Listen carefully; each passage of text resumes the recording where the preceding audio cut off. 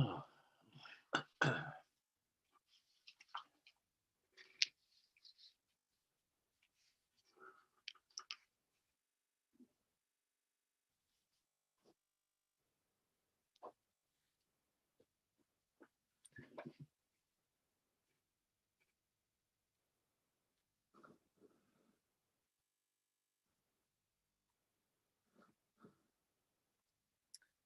Are you there, Mr. Wilder?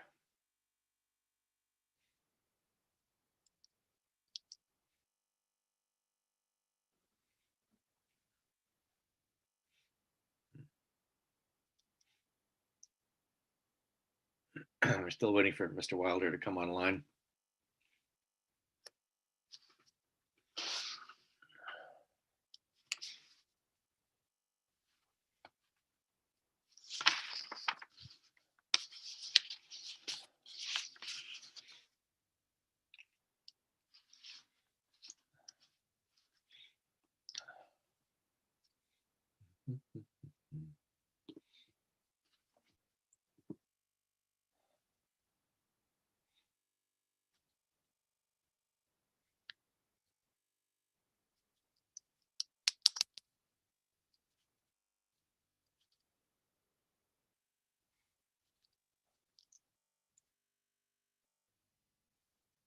Apparently, we lost Mr. Wilder now. We still have to wait for the fourth member of the panel, ladies and gentlemen, before we can begin.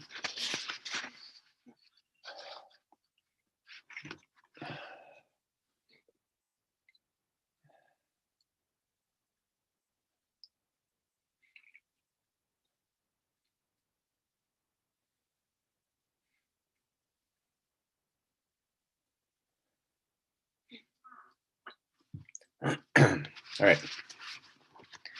All right, we prepared to proceed? Okay. Good afternoon, and welcome to this online hearing of the Committee of Adjustment for the City of Ottawa. The Committee of Adjustment is a quasi-judicial tribunal appointed by City Council to make decisions on certain types of applications under the Planning Act. My name is John Blatherwick, and I'll be chairing this hearing today. With me are my fellow panel members, Bonnie Oakeshara, Heather McLean, and Stan Wilder. Please take note that this video conference is being live streamed on YouTube. The video will be archived along with today's agenda on the city website. Before we begin, we have a few items to outline for your information. While the issues surrounding development in the city are broad, our mandate is quite limited. The committee cannot consider aspects of the proposal that are not related to the required variances.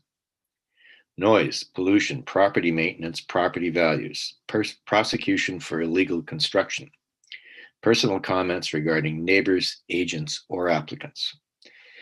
Additional variances without proper public notice. If there is an identified need for an additional variance or variances, including an increase in the extent of the relief required, a recirculation of the application is required.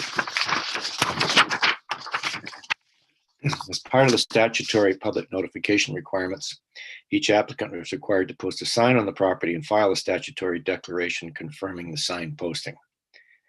We have one statutory declaration on file, and that is for, I believe it's the forward application. The rest we do not have a stat dec for, so I will have to administer an oath to the applicant or the agent before we can hear their item. In terms of the hearing processes, quorum. Regarding quorum, if this is lost during the hearing due to technical difficulties, the proceedings will be paused to allow time for the resolution of the issue. Failing the ability to reinstate quorum, hearing of the items remaining will resume at the outset of the next regularly scheduled meeting of the committee. In terms of the hearing process, listed on the agenda and appearing on the screen are the applications we will hear today. For the sake of efficiency, the committee may deal with agenda items in a different order.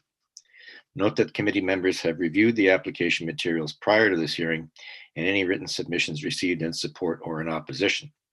In addition, the committee will hear today oral submissions from any interested parties as part of our proceedings. The committee may ask for a brief presentation by the applicant, followed by questions from the members where clarification may be needed. The public submissions portion of the hearing will then begin, and any interested parties will be invited to make their submissions to the committee. Panel members may then ask follow-up questions where added clarification may be required. When you are called upon to provide your comments, we will ask you to do the following. Start with stating your name and municipal address. For the record, we may ask you to spell your name. Then begin your submission by addressing your comments to the panel members. You may ask questions, but please direct them only to the chair. Please limit your comments to a maximum of 5 minutes. Any exceptions will be at the committee's discretion. Once all interested parties have had an opportunity to address the panel, the public submissions portion of the hearing will then be closed. The committee will then make an oral decision to either grant or deny the application. The committee may also choose to reserve its decision.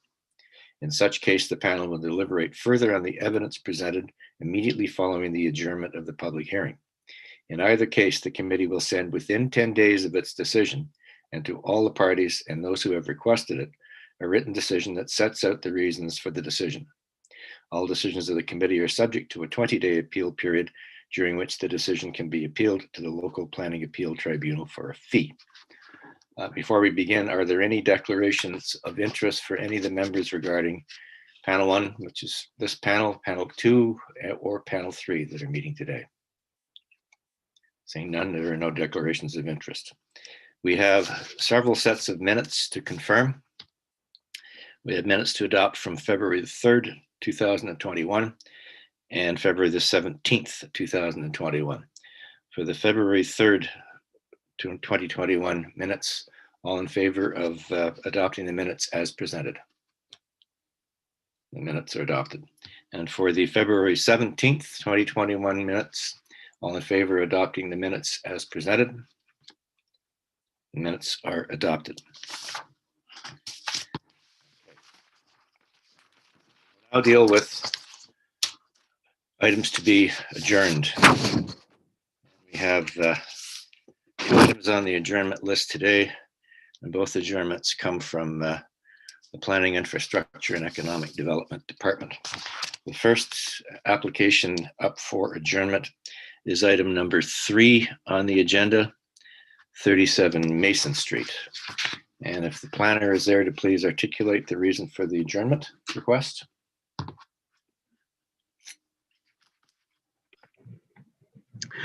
Yes, good afternoon, Mr. Chair. The Planning Department has requested an adjournment in this case because the application received was incomplete. I do acknowledge that the applicant has submitted a streetscape character analysis and a tree information report as required.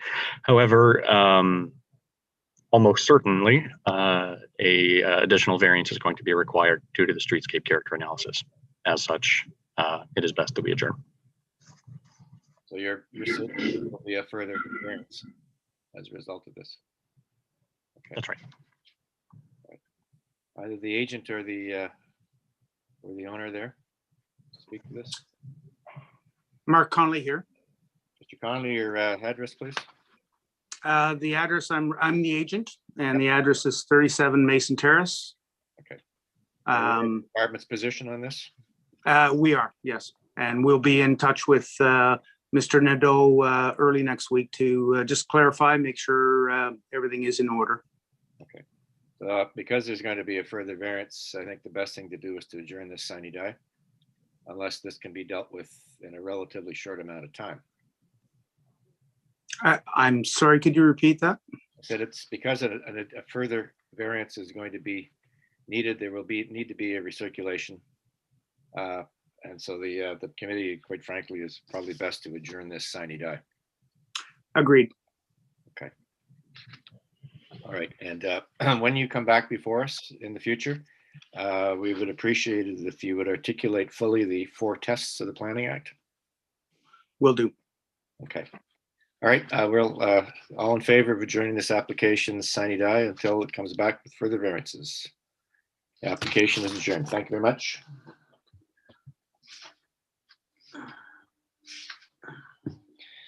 The second application or the second request for adjournment from the Planning Department is for 134 Forward Avenue. Is the planner there? Yes, Mr. Chair.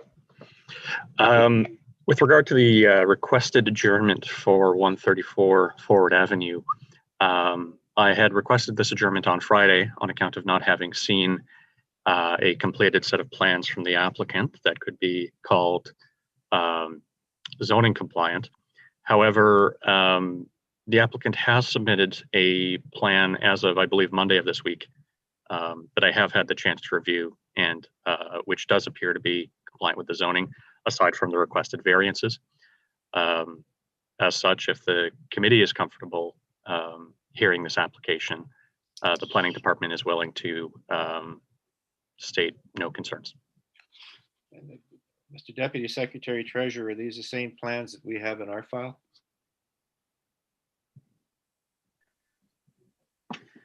Thank you, Mr. Chair. I believe we have received a copy of the revised plans. So yes, they do now form part of our file. Okay. All right. Well, in that case, then I would imagine we should proceed with this this application since the department has requested has withdrawn its request. So we'll put items 7 and 8 back into the agenda and deal with it under the normal agenda. Thanks.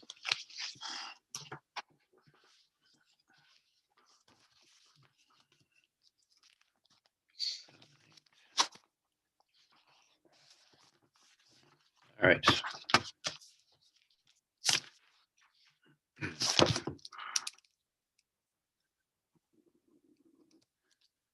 Oh, the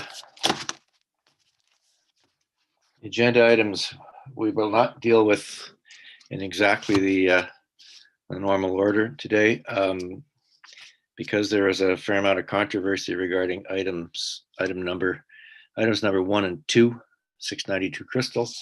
We are going to deal with that application as the last application of this hearing.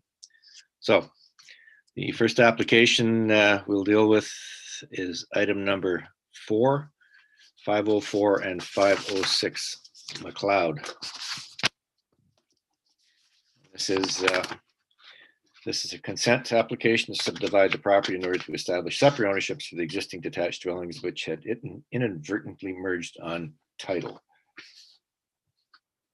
I believe the agent is Mr. Tellerico. Is he there? Mr. Chair, Mr. Tallarico does not appear to be online. Okay. Well, we'll take this application therefore and stand. Mr. Chair, sorry, he just came online. Okay. And are you able to hear me, Mr. Chair? Yes, if you could give us your address, please, and your name. Ross Tallarico, 406 Queen Street. Okay.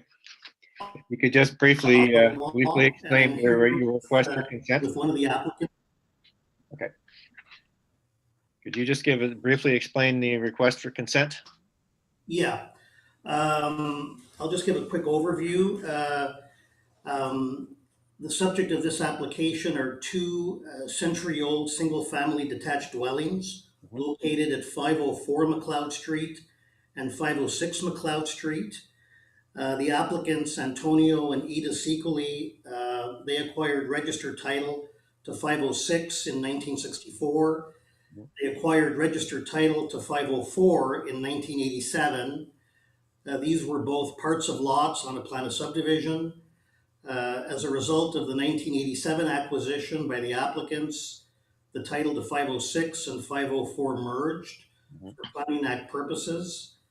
Up to that point in time, historically, these properties had been separate and distinct for Planning Act purposes. So the purpose of this application is simply to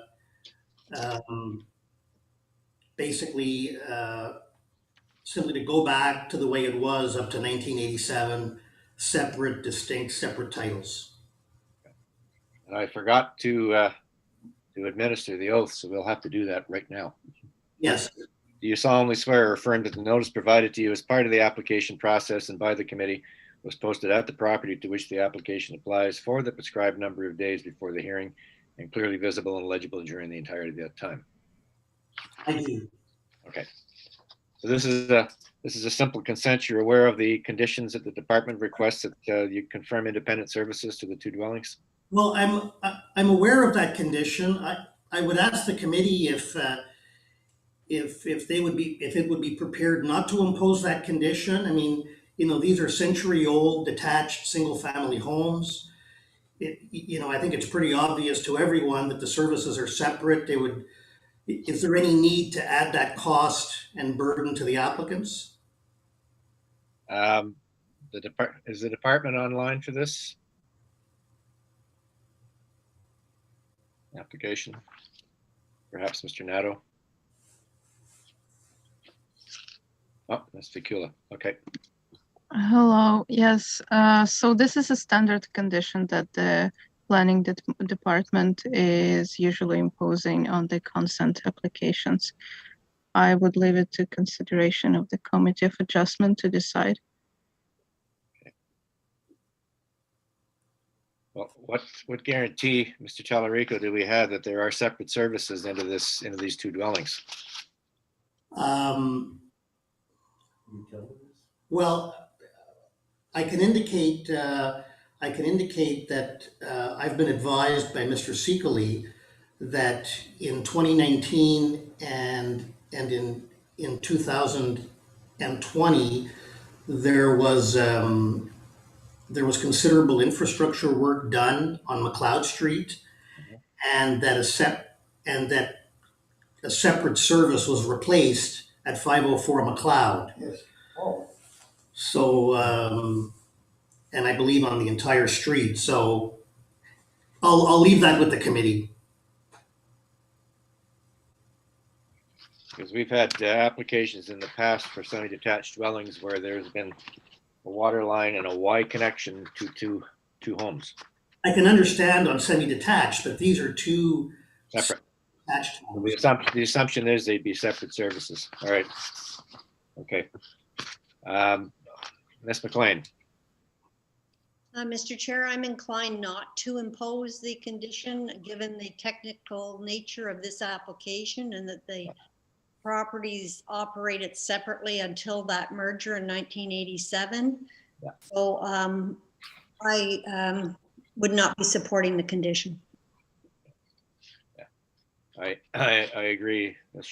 Sharon, you waived the condition. Mr. Wilder waived the condition. Yes. Right. All in favor of the of this consent application without the independent services condition attached? Your application's approved. Thank you. Thank you, Mr. Chair. You're welcome.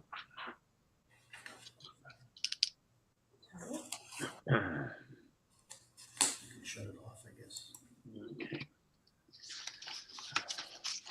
Next application on the agenda is item 5, 42 Byron Avenue. This is a consent to subdivide the property into two separate parcels of land in order to establish separate ownerships for the existing semi-detached dwelling. And for item 5, I believe is the agent there?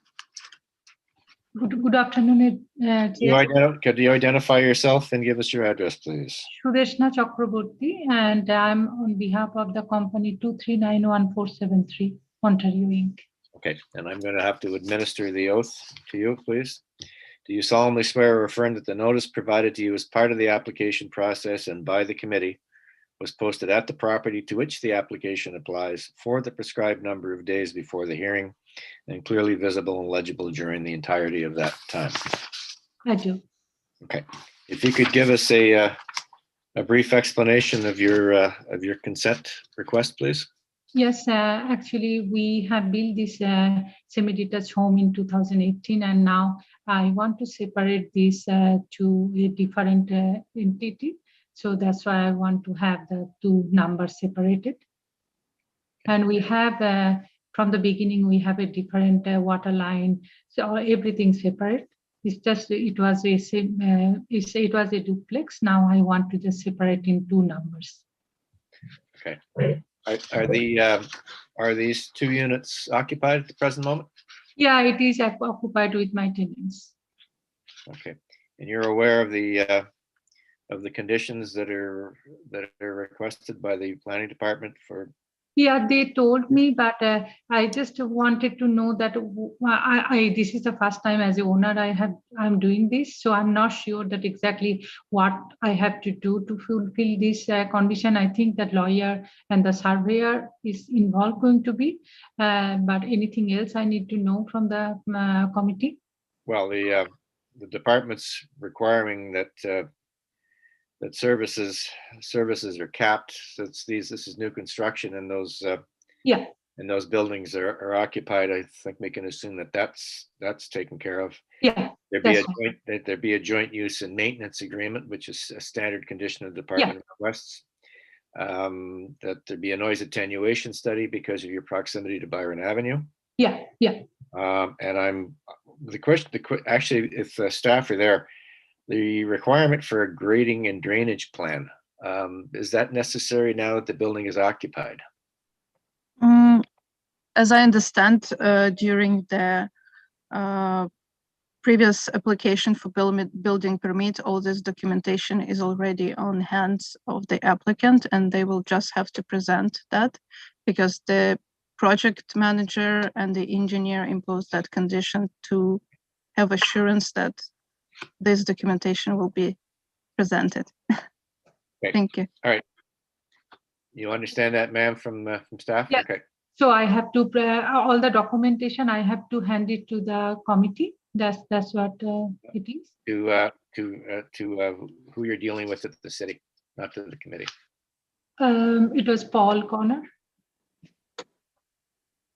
I don't believe so. Ms. Vakula, who does this lady submit this? I will inquire that and contact the applicant. Thank you. Okay. Thank you, Vakula. Okay. Any questions of the agent? No, I am good. Thank you so much. Thanks for approving me. I'm asking the members of the committee, and apparently we don't have any. All in favor of granting this consent as applied? Your consent is granted. Thanks very much. Thank you.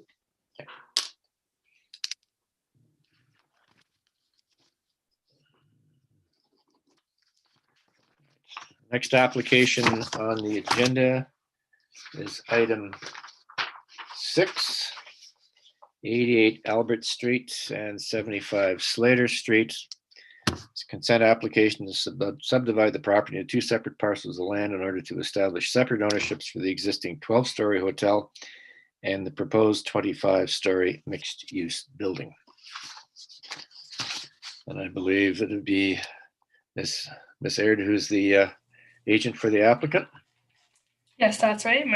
Mr. Chair, my name is Briere, and I'm a planner at FOTEN and an agent for this application. So the oath of solemn declaration has to be sworn. Do you solemnly swear or affirm that the notice provided to you as part of the application process and by the committee was posted at the property to which the application applies for the prescribed number of days before the hearing and clearly visible and legible during the entirety of that time? I do. All right, if we could have a brief presentation on your application, please. I note that there is a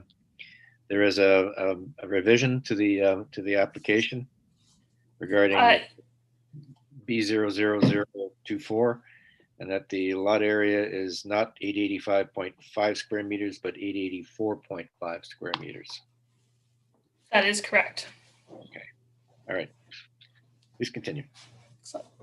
Thank you, Mr. Chair. Before I begin, I'd just like to note that also online and available to answer questions if necessary are Jamie Posen, a senior planner at FOTEN, Michael Pollowin from Gowlings, and Mike Marcella and Alex Aronson, who are here from the ownership group. Okay. So reciprocal consents are sought to sever the existing property legally described as Lot 54 and part of Lot 53 into 2 new properties, one of which will contain the existing 12-story building, and the other which will contain the new 25-story mixed-use building that has already been site plan approved. So consent is sought to facilitate the approved development.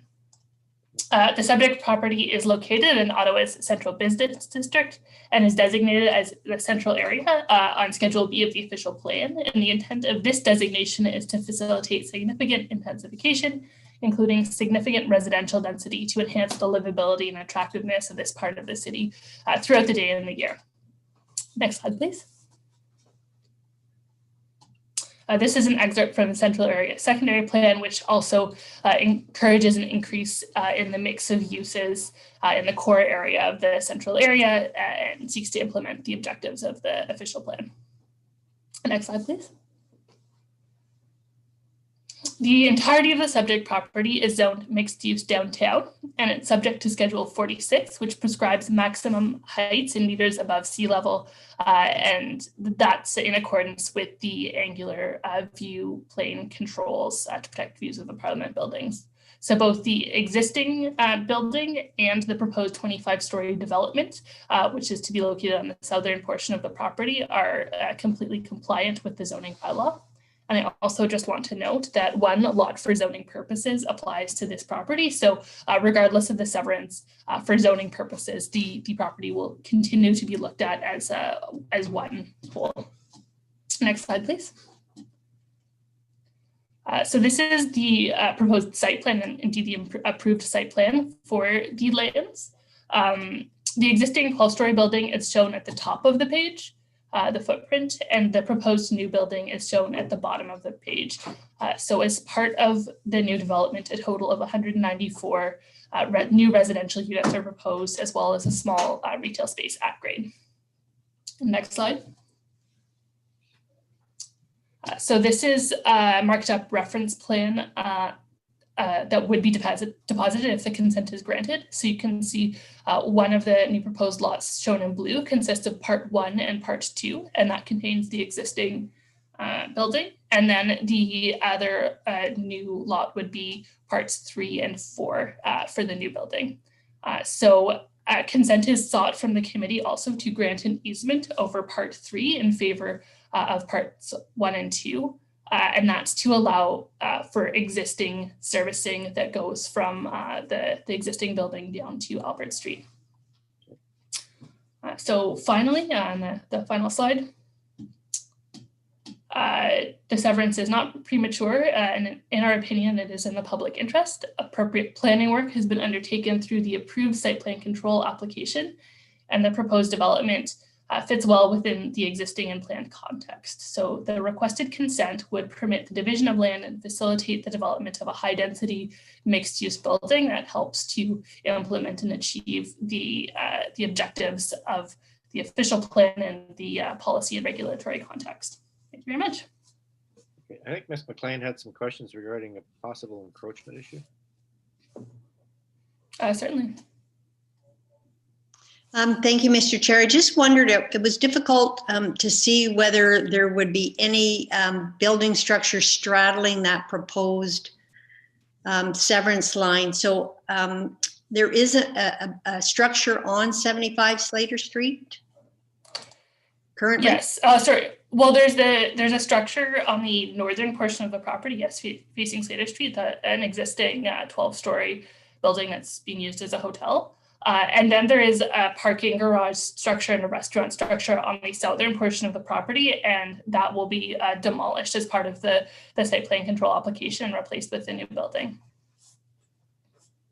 Okay, and the proposed easement for part 3, that's at grade?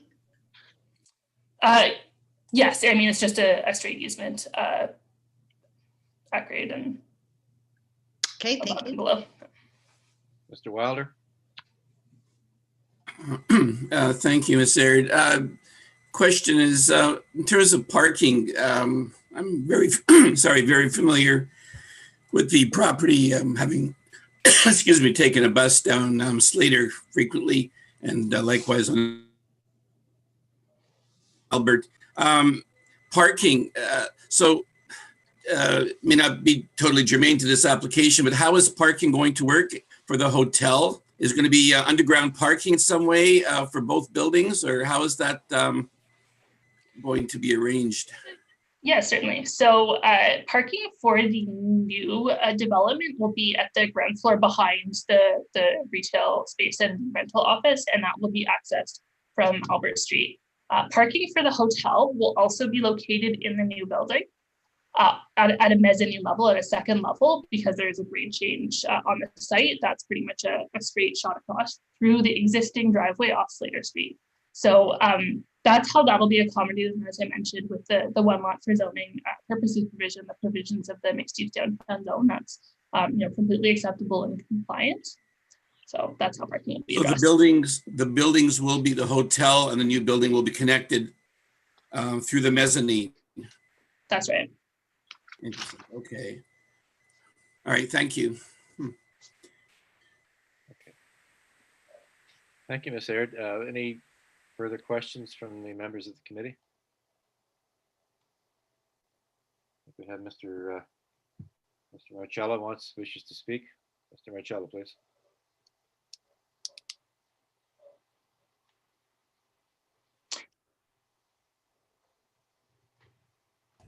Hi, thank you. Just to clarify. Get your address, please, sir. Oh, sorry. We're at 75 Slater Street. Just to clarify what Ms. Aird indicated with respect to parking for the hotel, there is in fact actually no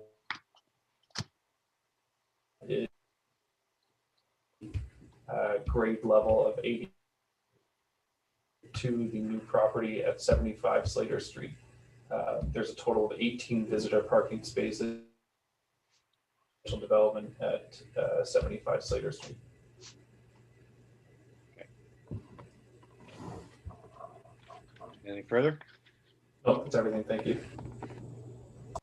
All right, we have a consent application before us. You're aware of the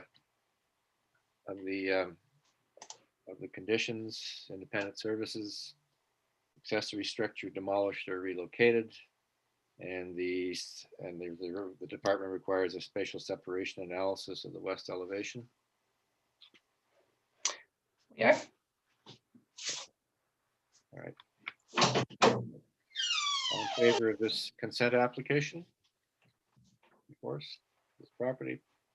The application is approved. Thank you very much. Thank you, Mr. Chair.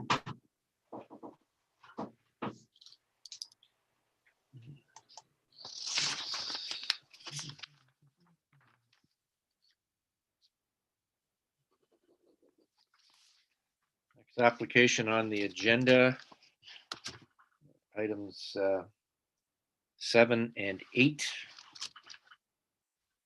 134 Forward Avenue.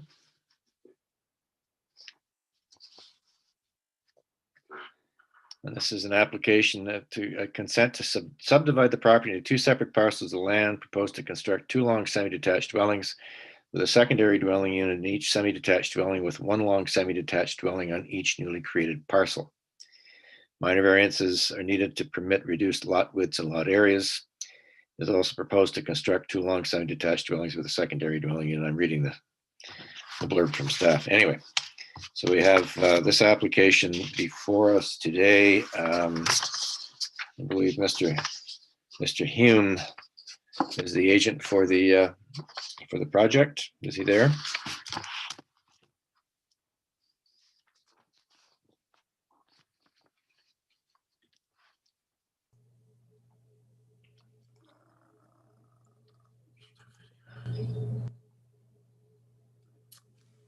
Good afternoon, Mr. Chairman. I will have to administer the oath.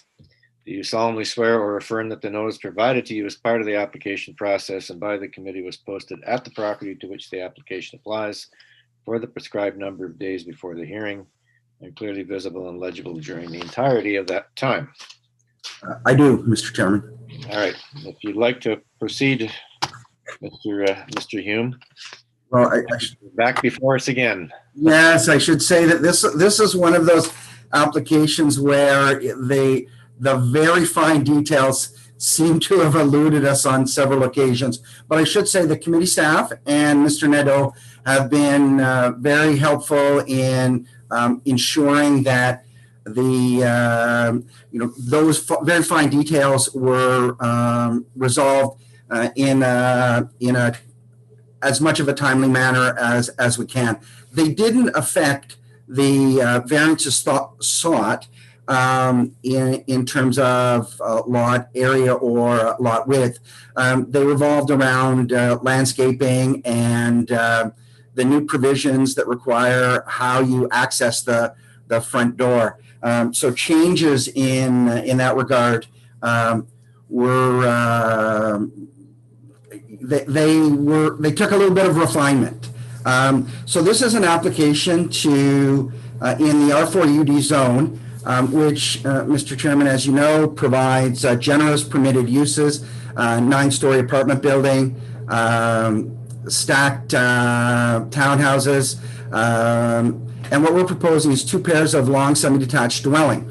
The challenge with this application is you had so much zoning, the idea how to utilize that zoning in a way that is most, I want to say, sensitive to the community. And we did meet with the Mechanicsville Community Association to talk to them about their concerns, and their concerns are reflected in the plan that you see before you. So as opposed to an apartment building or stacked townhouses, the applicant decided to focus the density that he had on ground-oriented dwelling units, recognizing that that in ground-oriented family-style units, the long semi-detached was the most appropriate form to manifest that zoning. So as you can see on the pictures, if I could just lead you through them, the picture that, if we can go back up a couple, one more, there we go. There's, if we can go one, there we are. 134 Forward Avenue. As you can see, it's a house. You can see that it actually functions as a parking lot for Tony's Pasture. The new owner is going to put it to much better use. You can also see something else unique to the property. You see the lane that's running to the rear of the property. We're going to be making use of that lane to access the parking on the site plan. If you can go to the next slide. So this is the house. It's an older house, and you can see a driveway off to the side accessing the rear. We're going to be eliminating that driveway, and it will be 2 long semi-detached dwellings. If you can go to the next photo, this is our abutting neighbor. It's a parking lot, and I think that it's a rooming house, which is next door. And on if you can go to the next one, that is our immediate neighbor. And the next picture shows you across the street, which is and immediately to the left there is the access to the parking lot to the apartment building that fronts onto Burnside Avenue. So the next slide is the site plan. As you can see, we're oriented at we are meeting all of the required front yard and side and rear yard setbacks. The issue with the development is, of course, with the lot area and the lot widths. But with the rear lane, we really have an effective lot area that is in the range of 250 square meters. And when you look at the surrounding lot fabric, there are lots immediately to the south of this that are in the same range, lot width range. So the streetscape is, it's not going to be out of character with the existing streetscape. And as we know, long semi-detached, the performance standards for long semi-detached dwellings contemplate a 3 meter wide laneway to access parking in the rear. So this, without a laneway on this streetscape, you are able to, we're using the same amount of lot area for the lot width that you would see on a normal long semi-detached dwelling. So with respect to the 4 tests of the Planning Act that's described in section 45, is the variance minor in context to how long semi-detached dwellings are situated on lots. It is a minor deviation from the zoning bylaw, considering that we are not providing the standard 3-meter wide driveways. Is the variance desirable for the appropriate development or use of the property? I would argue that this ground-oriented family-style units with supporting secondary dwelling units are an appropriate manifest of the density that's allowed on the site. So I would say that yes, it is appropriate and desirable. The general intent and purpose of the zoning bylaw is maintained. Along semi-detached dwellings are permitted. The density contemplated is permitted within the zoning bylaw, and of course is the general intent of the official plan maintained. This is in the general urban area. It is zoned appropriate, so it is consistent with the direction in the official plan. So, Mr. Hume, I'm just looking at the site plan, and you said that the lane behind these proposed dwellings is a traveled laneway. Right. Sorry, Mr. Chairman, I lost you there for a minute. You said that the lane behind your proposed structures is a traveled laneway, and that will be used to access parking. Yes, sir. We've contacted the city, and okay. So that's access for all 4 parking spaces. Yes, it is, Mr. Chairman. Okay, so why the need for the driveway between the 2 buildings? There isn't a driveway between the 2 buildings. All right. What is that between the 2 buildings? That's the open space? Yeah, no. So those are 1.2 meter, well, less than 1.2 meter, but they're walkways separated by a 0.6 meter green space to access the rear unit and the 2 the secondary dwelling units. And regarding the rear parking, there's no issue with turning radiuses for vehicles coming in and going out? Not that we're aware of, Mr. Chairman. So that laneway is, how wide is the lane approximately? Any idea? Yes, if you want to go to, I included a survey on the next slide in case we need it. I don't have it. If we can go to the next slide, there we go. It's 3.175 meters wide. Okay. Wider than the standard driveway requirement. It is. Okay. All right. Thank you, Mr. Hume. Mr. Wilder, you had some comments or questions? Mr. Hume, I would appreciate seeing a elevation of the property. I'd like to see also a rendering. I can visualize better if you've got a architectural rendering of this of the 2 long semis, please. Sure, I do. Normally we get this in the application. There you go. All right. I just wanted to see. This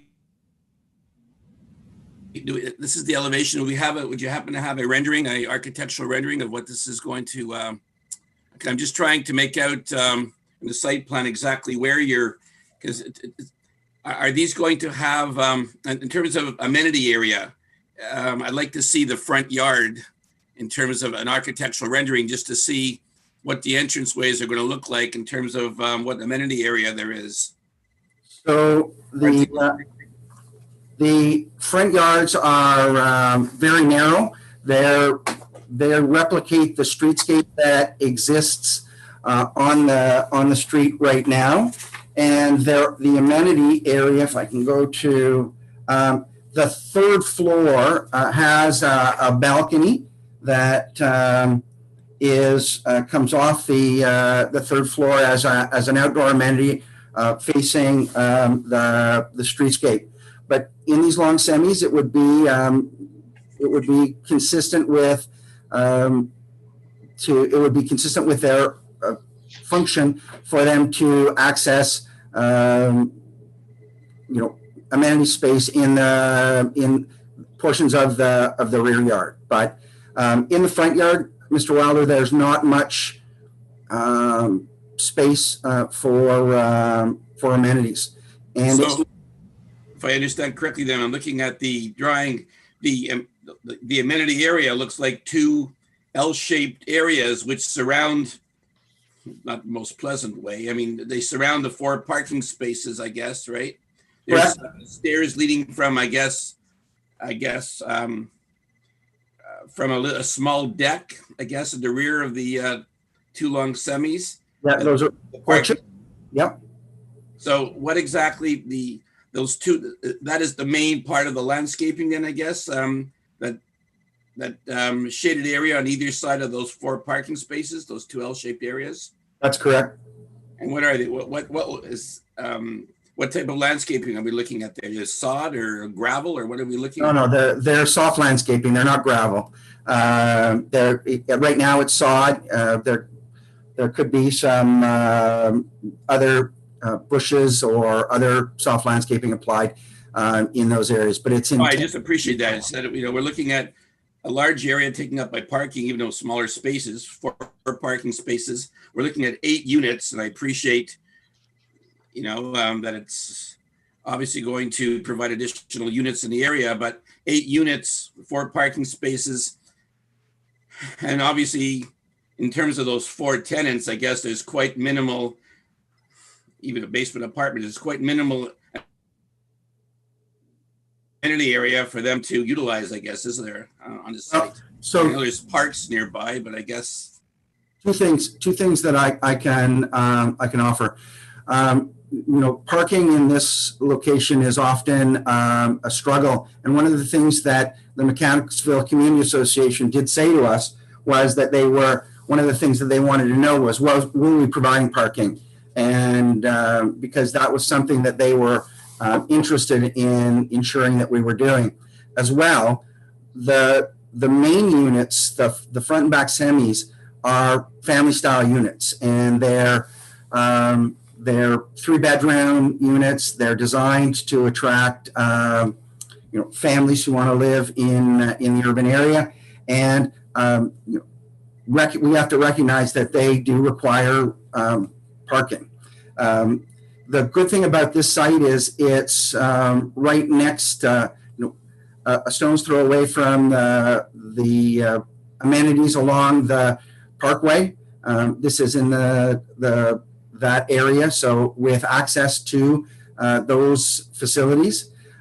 So there's a fair bit of amenity area available to these residents outside of sort of the standard backyard amenity space. All right, thank you. Am I correct in assuming, Mr. Hume, that there's no requirement for this development for a rear yard, an amount of rear yard amenity space? We meet the rear yard setback, so you're correct, Mr. Chairman. Okay. One question along your south property line. Is there anything there like a fence or a hedge that will mitigate the spillover lighting from 4 vehicles coming and going into this property? There isn't at this time, but we certainly can, if that's a condition of the committee, we can certainly look at fencing along that south property line. Have you spoken to the immediately abutting neighbor to the south about this? No, I have not. Are you conducive to doing so? Because that could definitely be a problem with lights shining in and out of somebody's backyard. We absolutely are willing to talk to our neighbors and seeing if they're amenable or concerned about it. We would absolutely do that, Mr. Chairman. I don't think there's much of a requirement on the north side, given the fact that it's a parking lot. No, I understand. Which may or may not be legal. You're right, Mr. Chairman. One of the things that we have to do with regard to the easement or the lane is have it surveyed and confirm any encroachments. So. Yeah. Okay. Any other questions from committee members on this regarding this application? Ms. Oakesharon, please. You're muted.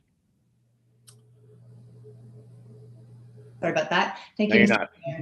not. Mr. Hume, you mentioned that the lots behind the lot we're dealing with or on the block behind are of a similar fabric, but I don't think we have any, you haven't shown any images of that, and on the map that I have, it doesn't seem to be the case. So to the south of not behind me. Okay. I thought you had said behind. Okay. Sorry, and I may have misspoke, but it was to the south of between the townhouse development and this one. There are two very similar lot fabrics. Yeah, you can see down 142 and 146, very similar in width. Okay, thank you very much. I'm also concerned about the lack of amenity space, and you mentioned that you had selected this particular design as the best fit for this lot, but that apartments would also be viable. If it were an apartment building instead, would there be additional amenity space? Or maybe my question's better placed to the planning department, but that's what I'm curious about. So I can say that if it were an apartment, it's not clear that there would be. So first of all, as an apartment, the provisions of the zoning bylaw still allow you to provide parking. It is the lots of a big enough size to do that. And the footprint, the apartment building allows more density on the site than we're providing. So we didn't model an apartment building on the site for a number of reasons, because we believe that people who are looking for 3-bedroom units are really looking more in the ground-oriented type of units, which is what the lawn semi provides, as opposed to an apartment. But yeah, Mr. Nadeau, you have some comments? Just on account of the suggestion that staff might offer further information. Mr. Hume is correct in that there are no additional amenity space requirements for the unit type that he's proposing. However, in the event of a proposal for a low-rise apartment building on this site, amenity area requirements would be imposed, and as such, they would either have to be met or varied. Okay. Thank you very much. Mr. Chair, I'm thinking that I might like to reserve on this decision. All right. I think we could do that.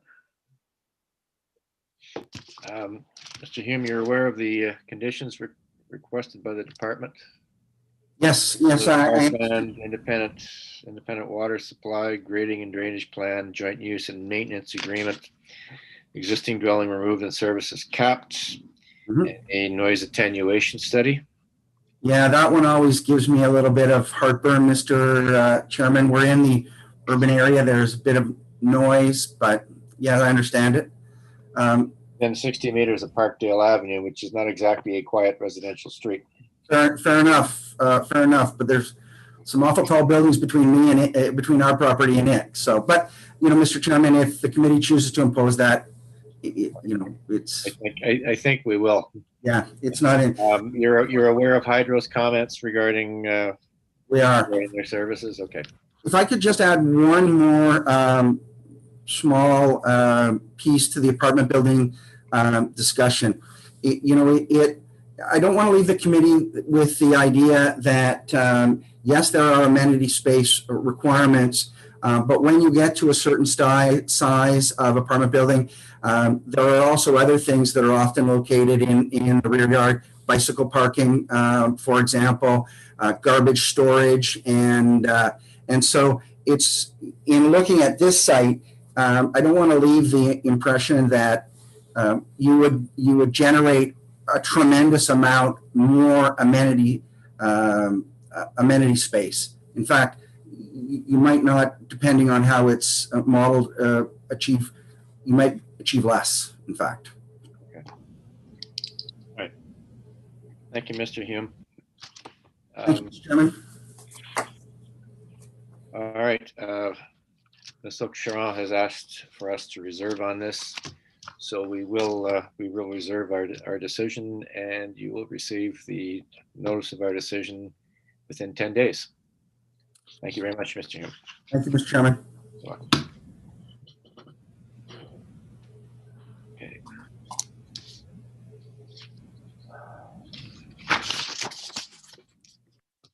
Next item on the agenda are items 9 and 10 for 808 Claude and 636 Mutual Streets.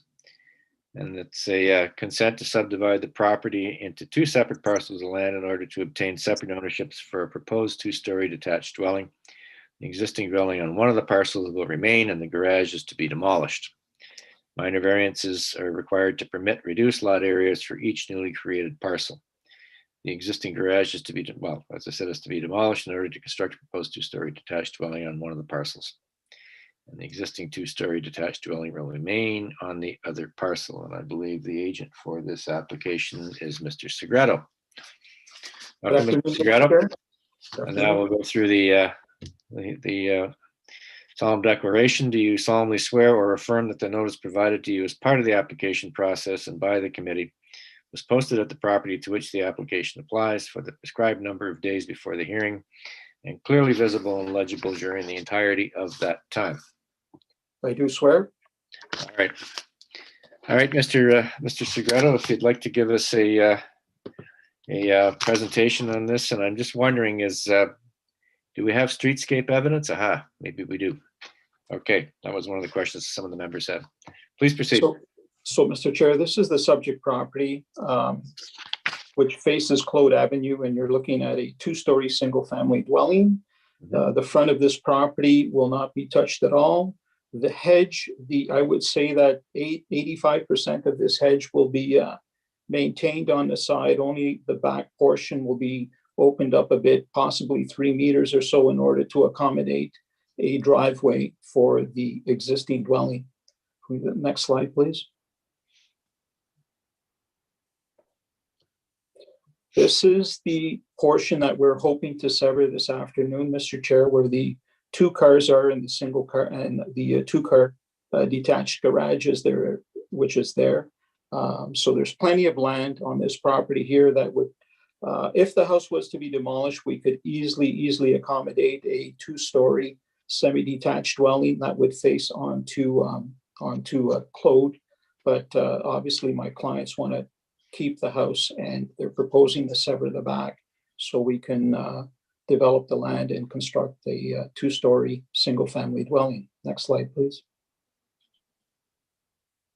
Here's an overview of it. Obviously, the garage has to be demolished. There's an existing pool in the back as well that has to be demolished and removed. And should we be successful, we'll get a demolition permit for those and we'll have them removed. Next slide. This is the site plan that we have in front of you. You can clearly see the existing dwelling to remain, and the variance that we have for that, if I can read them out, I'll read them out to you, is for part 1 would be to permit a reduced lot area of 350.6 square meters, whereas the bylaw requires a minimum of 450 square meters. The additional variance that we had to add was this variance here, which we had to sine die the file, and then we come to the committee. Would be variance number B to permit a reduced interior side yard of 16.68, which you can clearly see that is hatched where the B is, 16.68 square meters, whereas the bylaw requires a minimum of an interior yard of 26.8 square meters, which was just recently initiated in the new bylaw. In parts 2 and 3, which is the proposed two-story dwelling and the new lot, it would be to reduce the lot area to 358 square meters, whereas the bylaw requires a minimum of 450 square meters. Next slide, please. Just out of curiosity, Mr. Segredo, could you confirm that for 636 Mutual Street, your frontage is 19.51 meters? 19, I have 19.62. 19.62. I have a lot width of 19.62, which is indicated on my plan. And I think on the survey, it would clear it up even better. I can't see it here, but on the survey, it would be, yeah, it would be the ninth.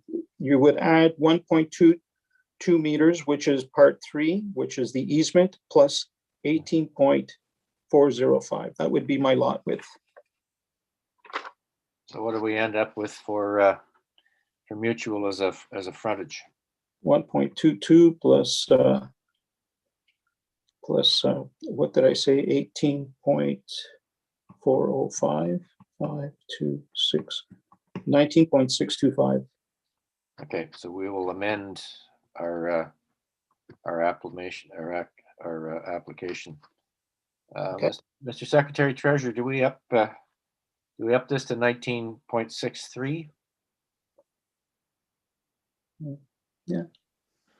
Mr. Chair, if the applicant has the specific survey dimensions as to 3 decimal places, we can use that precise figure. So 19.625, Mr. Segredo. Yeah, I'm good with that. Okay. So that's an amendment to B00313 on the frontage. Okay, please proceed. Can we go to the next slide then, please?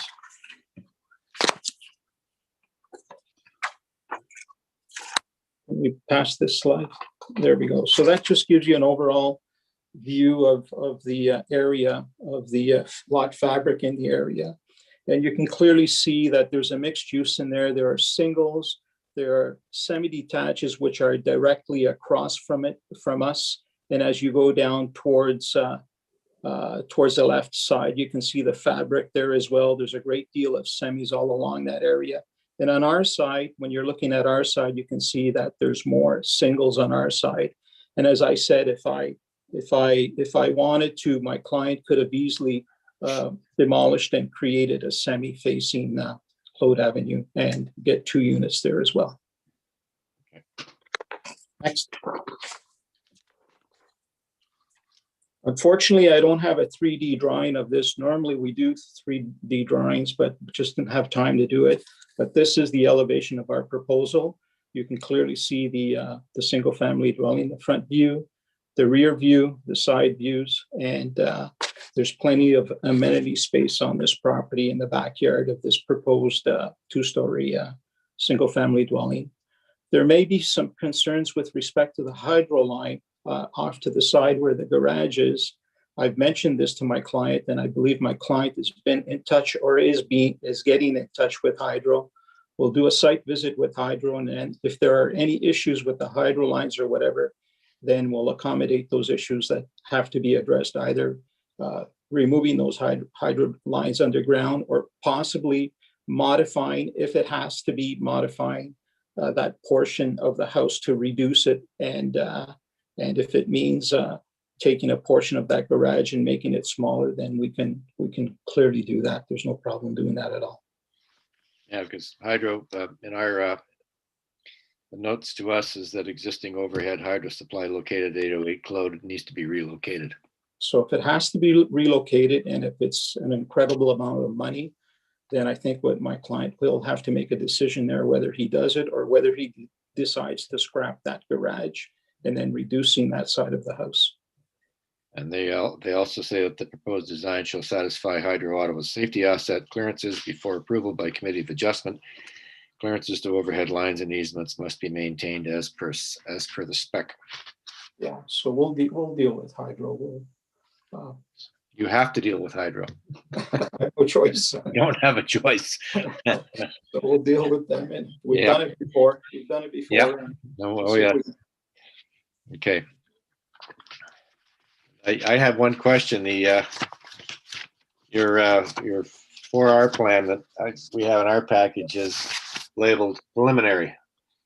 So what will the final will be the same? That I can send you an up-to-dated one if you wish. This was probably in that package in December when we had applied in December. So I can send the committee an up-to-date our plan. Okay, that would be appreciated. No changes? I don't think so. I think everything remains the same. Just take preliminary off of it. Okay. Okay. Okay. Any questions from the committee to Mr. Segreto regarding this application? Ms. McLean. Typically, if the committee were to approve this, we would tie it to plans. So I have a little bit of a concern about sending updated plans after the fact. And any changes that may result as a result of their speaking with Hydro. So that represents a concern in what we are being asked to approve. If you can go to the elevation for a second, I can briefly talk and explain something there. Can you take it to the elevation, the front elevation of the house? So, Ms. McLean, if you're looking at the front elevation, that easement is to the right-hand side of the garage where you see that line, that line going straight up. If in fact we have to stay 2 meters or possibly 5 meters away with that radius that is commonly given out to us through Hydro, I could easily remove the garage and remove that second floor there where the master bedroom is, and the house would be where that front entrance door is, that little side door there, and that would clearly accommodate the 5 meters. We looked at that already. So that would be an option that my client would have. He would have to sacrifice the garage and have surface parking and possibly removing that 1 bedroom up above. That could easily be achieved. Or he can get into an agreement with them, and if he has to do the underground and he's willing to pay whatever those costs are, then that would be it. That's the only thing I could say. You can tie it to the footprint, subject to me not making this house any bigger than what it is, other than deleting the garage in that second floor above to achieve that radius of that 5 meter that they normally request. So that's the best I can do for now, or we'll have to get Hydro there and then come back and see you again. Mr. Segreto, we've had applications similar to this in the recent past. And frankly, we have adjourned until such time as the issue between the applicant and Hydro Ottawa have been resolved. And from, I have the same kind of concerns as Ms. McLean on this. Ms. McLean again. Just note also that Bell had requested a 3 meter wide strip to cover their area of facilities. Would this be the same line that we're talking about, or? Ms. McLean, I have no idea where that 3 meter wide strip is. I don't know. I'd have to find out for you. But if you feel it's more appropriate to adjourn it for a couple of weeks, and I hope we can get Hydro out there in a couple of weeks, then I'm fine with that. 2 But weeks, I'm hoping, 2 weeks, 2 weeks sufficient, Mr. Segreto? I have no idea. I don't know. Maybe a month, to be safe. And I guess at the same time, Mr. Chair, planning were also, I think, had a concern about the walkways on the site. And so maybe the set of plans that we get, it would probably be a 3-week adjournment to the next meeting, could reflect what their concerns were on regarding the walkway. I'm not aware of that. Oh, sorry, no, I'm sorry. That's my problem. I'm on the wrong file. Sorry. Yeah. No, that's fine. Yeah. So it's just Hydro and Bell then? And is there a requirement for a tree information report? There's no trees that are being removed or damaged or anything on this one here. On other packages, obviously, but in this particular one, there's no trees at all. Okay. And I don't think we require one, other than that 10 feet that I mentioned about the cedars being removed there for the new driveway access.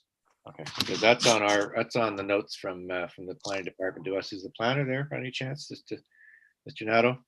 Yes, Mr. Chair. As this application was submitted and complete prior to the enactment of the new tree protection rules, that study should not be required. If the condition is appearing in the list of comments, that is my mistake. I should have included the older condition. All right. Okay. Thank you, Mr. Nato. Mr. Wilder. Thank you. I would move that we during this, as Ms. McLean has suggested, you have suggested, this is very similar to an application we had most recently even on Churchill and Ravenhill, similar situation where there was an issue with hydro, had to adjust the property line off Ravenhill. I would be more comfortable to see this addressed by hydro. Yep. And what the solution is going to be proposed. Same with Bell. I'd also like to see when it comes back to us, now that Mr. Segreto has additional time to bring in a full rendering of what this building will look like. Thank you. Mr. McLean again. Yeah, sorry, I want to apologize. Bell, the comment on the file from Bell is no concern. So it was just the hydro concern. Okay. So would 3 weeks be sufficient, Mr. Segreto? Because that's our next hearing. Okay. I'll roll the dice on it. I can get my part down. It's a question of getting hydro there. I think 3 weeks would be fine. All right. So what was the date? Be Mr. Granite? Mr. Chair, that's April 7th. Okay. All right. So all in favor of adjourning this application to the 7th of April for further consideration? All right. We're adjourned until the 7th of April. Thank you, Mr. Segreto. Thank you.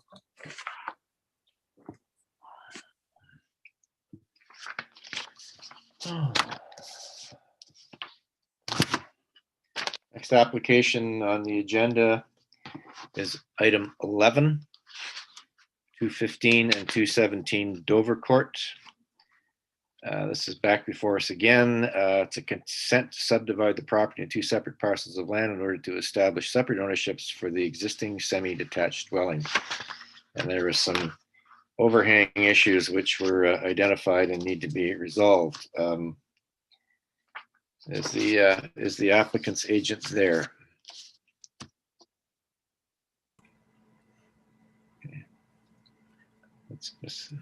So I'm Majid Turk. I'm the owner. My agent is also here. I just don't All right. see Well, him. Mr. Turk, I'll administer the oath to you. Okay. Have you got Hello? video? Have you got video, Mr. Turk? Oh, I thought I did. Sorry. There we go. All right. Do you solemnly swear or affirm that the notice provided to you as part of the application process and by the committee was posted at the property to which the application applies for the prescribed number of days before the hearing and clearly visible and legible during the entirety of that time? Do, Mr. Chairman. All right. So we adjourned to resolve the overhang issue.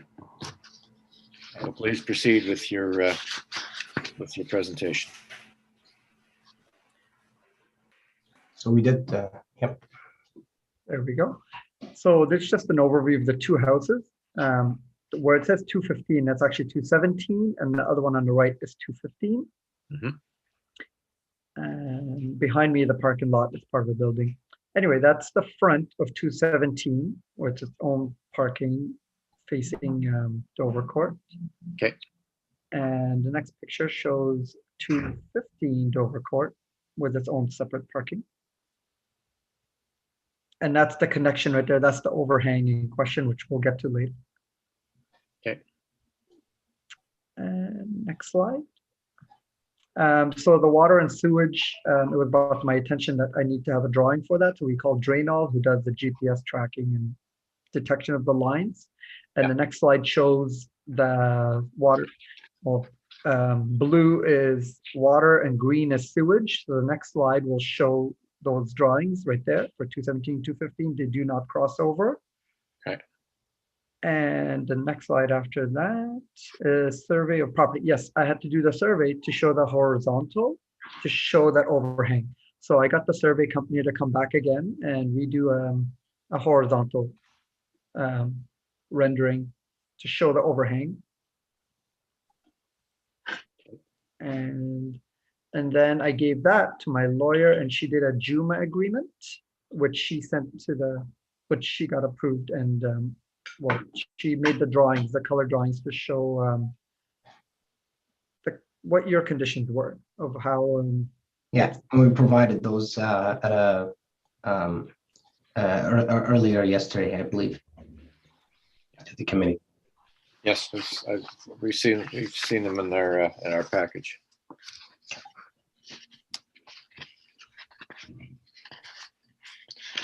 So the department is satisfied that this can be dealt with through a joint use and maintenance agreement. Yes, Mr. Chair. Okay. Ms. McLean, I think you had some questions. Thank you, Mr. Chair. The reference plan has been revised, so the applications will have to be amended. So we'll need from the applicant what those amendments are. Sorry, can you clarify that exactly again? Well, we were dealing with an earlier draft reference plan that had two part numbers, part 1 and 2. Now we have a reference plan with parts 1 to 4. So what amendments would you require for the application then? Like, who's going to own the new part numbers 3 and 4 that are on the plan? Well, I have to review that. I don't have that information right now. Well, we can't proceed with that kind of information, quite frankly. So yeah, I'd have to quickly review the JUMA agreement again and see those parts and see exactly who's of the two partnership is going to own that. And how soon can you do that? I can do that today. Mr. Chairman. Hang on, please. I can have that done by the end of today, actually. Because we do need to have that information, do we not, Ms. McLean? Well, Mr. Chairman, we can provide that information. I'm sorry to interrupt. You are interrupting, so just hang on for a second, please. I was talking to my member. Please, Ms. McLean. we'd have to amend the applications to deal with the new part numbers that are on the plan. So we'd have to understand who's owning them and how that area is going to be dealt with.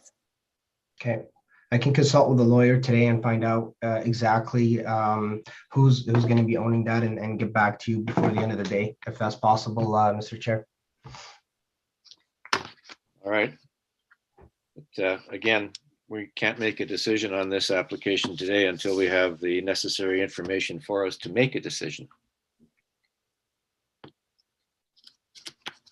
That means, quite frankly, that means an adjournment to the next hearing, which is in 3 weeks. So we can have clarification.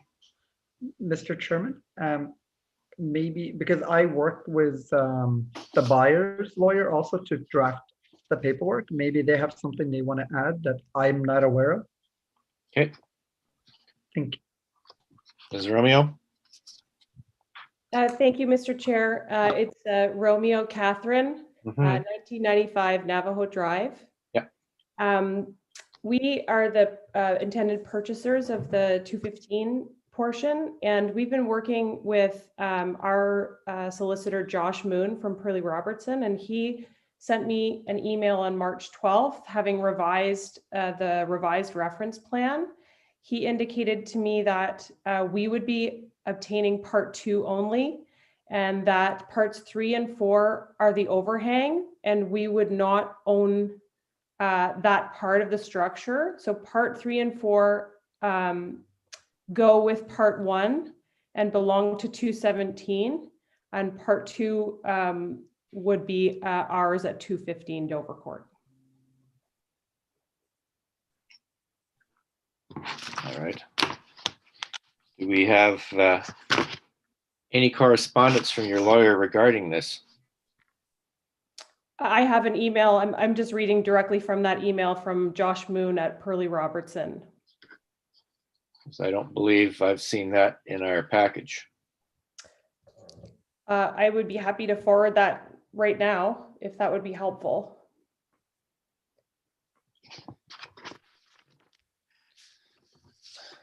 Ms. McLean, correct me if I'm wrong, but we still need an amendment. We still need amendments to the application. Yes, so I think from what Mr. Romeo has indicated, that the retained land would need to be amended to show the ownership of part 1, 3, and 4 on the revised draft reference plan filed. Yeah. And if we do that amendment, can someone just explain to me how the party wall line, then the ownership line, will work on the, it's some kind of stratified ownership, I guess, is what we're being asked to look at.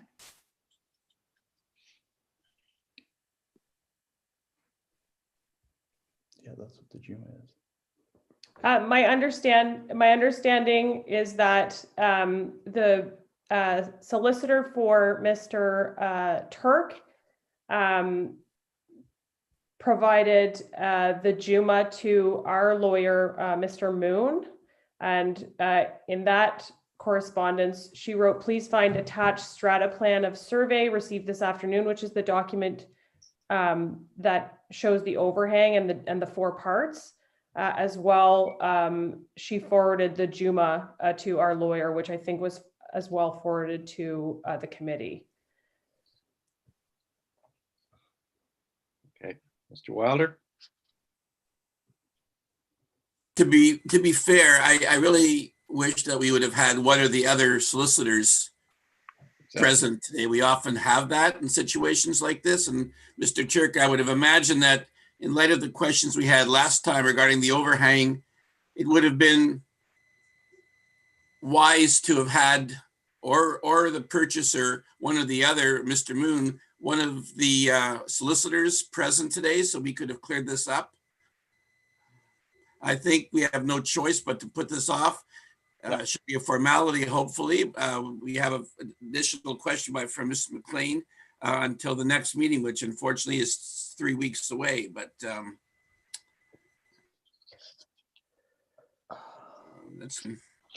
we have a process to follow.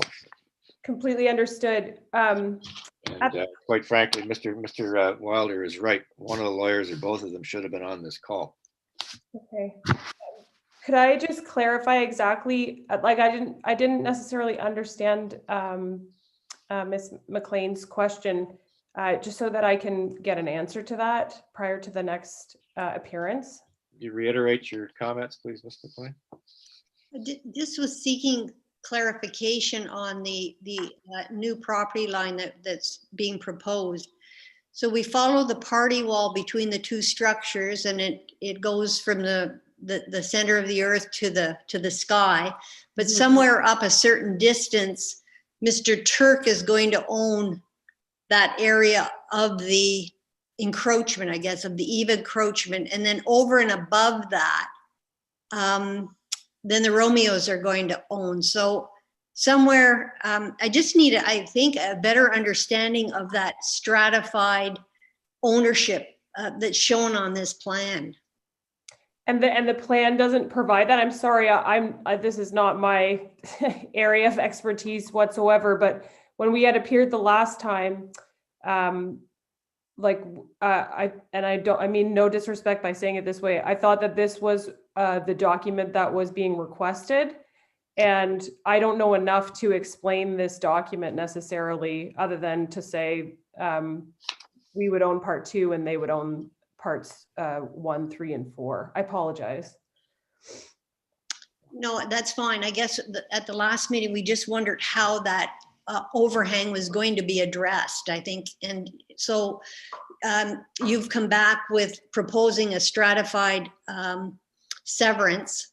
And I guess just to have a clear understanding how that ownership works. So an explanation on this proposed stratified. I don't know if that's something that if we step this down to the end of the meeting, whether you could have a solicitor come on board to just explain it to us in line with the new JUMA that they've sent in, which I think came in this morning, sort of thing. So it's just an explanation so that we fully understand how that ownership line above your roof line is going to work.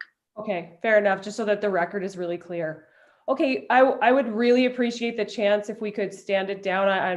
I know I'm getting on everyone's nerves by stepping in here, but if I could reach out to our solicitor and try and have him join if that was amenable to the committee. And if you aren't successful, could you please contact the coordinator of the committee and let her know that that's not possible? Absolutely. And what we'll do then is we'll adjourn this until the, what's the date again, Mr. Secretary Treasurer? April 7th? Next hearing? Mr. Chair, just to clarify, I'm not sure if the proposal is to step it down, the item down today. If not, the next hearing is April 7th. Yes. Well, if there's a possibility of getting one or both of the solicitors online to explain this to us so that we can make a reasoned decision, we'll deal with it today. If not, we'll have to push this back until the 7th of April. Thank you. So Your Honor, would we just stay online and try and get them to join? I'd get on the phone and phone them right now and get them to tell them you need to have them online. And share the coordinates for the Zoom with them and the password and get them to log in? Yep. Okay, thank you. Okay, so we'll stand this down until the end of the agenda. Thank you very much. Thank you. Thank you. Okay.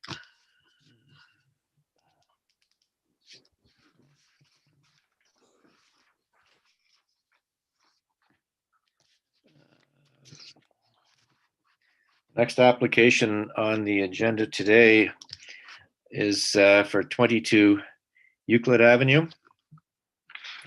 And these are minor variances to permit a reduced rear yard setback for the construction of a semi-detached garage at the rear of the property.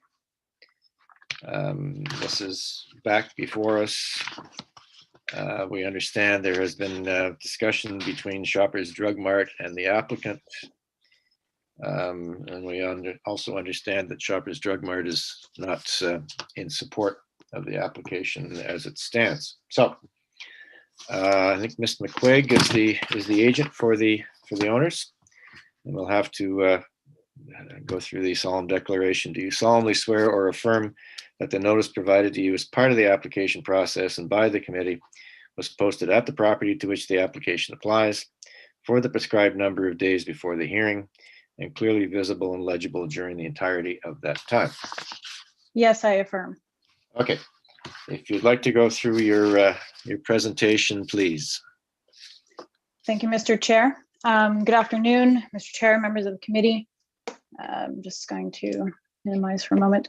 As mentioned, my name is Christine McQuaig, address being 24 Kirkstall Avenue. I'm the planning consultant for the owners, Mr. Steph Van Kessel and Scott Gilmore, owners of 20 and 22 Euclid respectively. Mr. Gilmore is also on the line and available for questions after this presentation. I'll offer a slightly abridged version of the presentation, understanding obviously where this discussion is going to occur, and we can always move back to materials as needed. Certainly. So the original request as submitted for these two properties, which are identified in Old Ottawa South, bounded by Euclid to the north, Bank Street on the east, and Sunnyside on the south. The original application was for a reduction to 0 meters for the semi-detached garage to be shared on the property line between these two owners. They are now requesting an amended variance to permit a proposed semi-detached garage to be situated 0.2 meters from the rear property line. The required setback for an accessory structure is 0.6 meters. If you can move to slide 3, the next slide, please.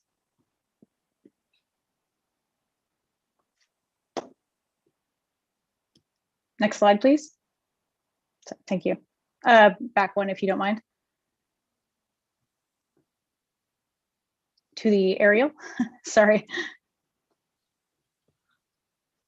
I'll move on. So my clients are proposing the semi-detached garage to provide protection and cover for their vehicles and some minimal storage to protect them from any dust, dirt, and odors generated by the abutting garbage and loading area of the shopper's site.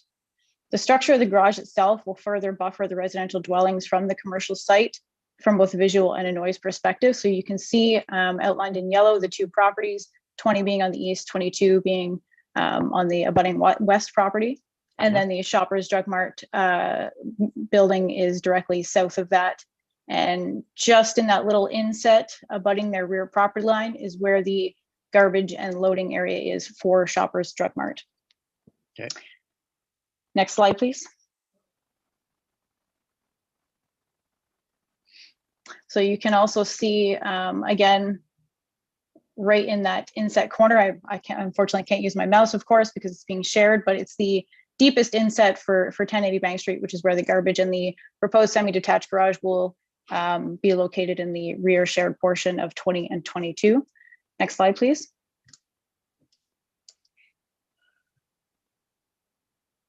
So you'll be able to see the garage from this shared easement between the two properties, where there's currently a fence, which we are proposing to remain in this location. Next slide, please.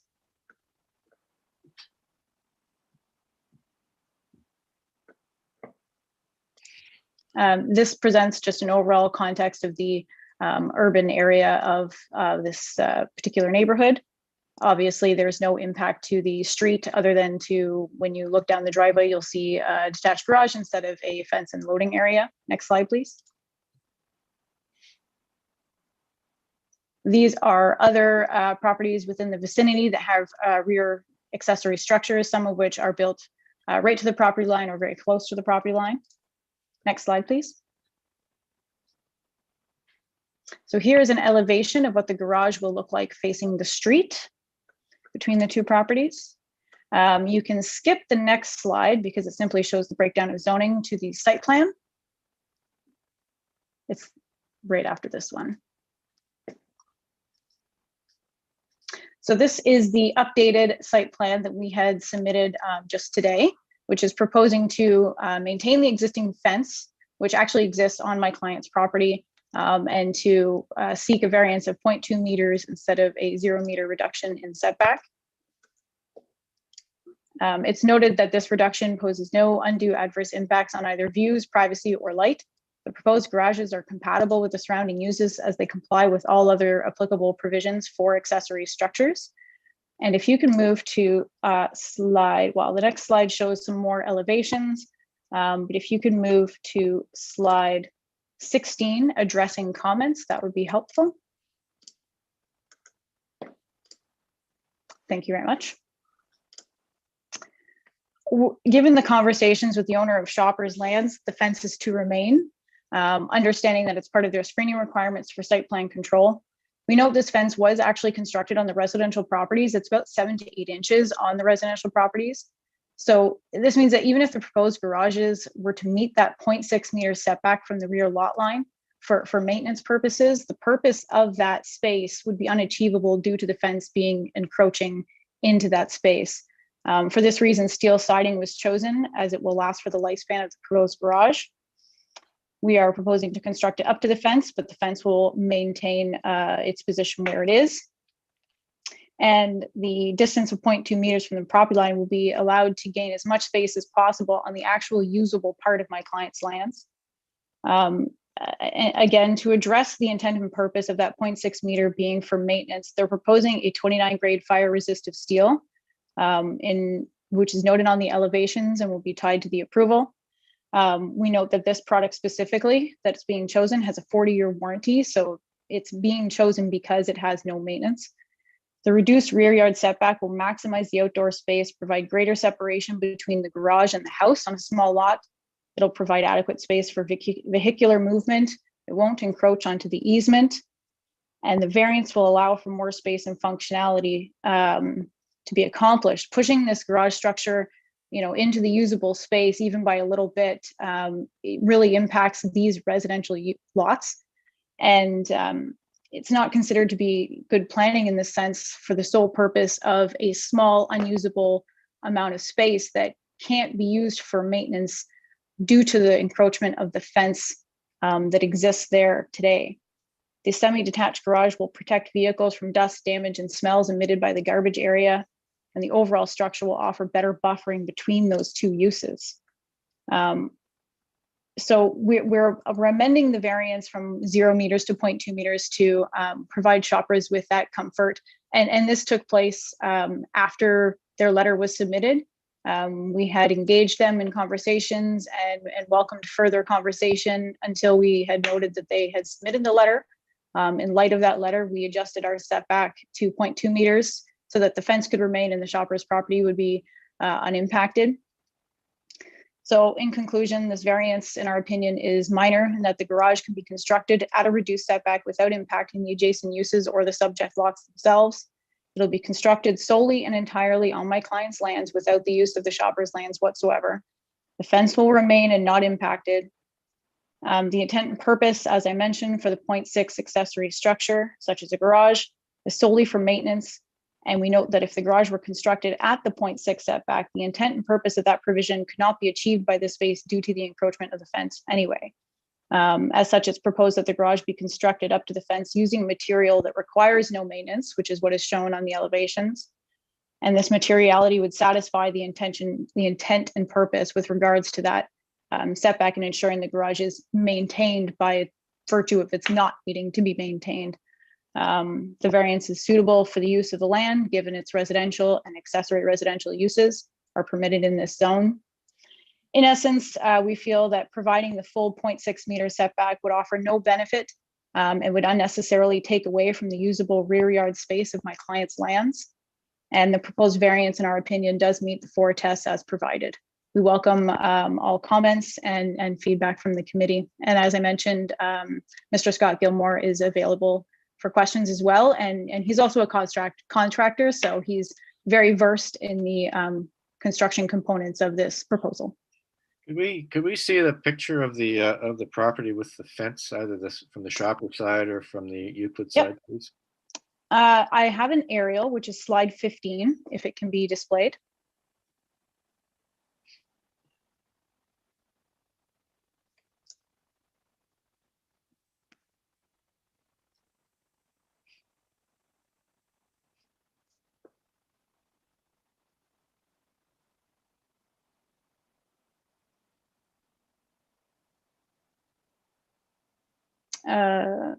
Sorry, it's towards the end of the presentation. I had submitted an updated presentation earlier today.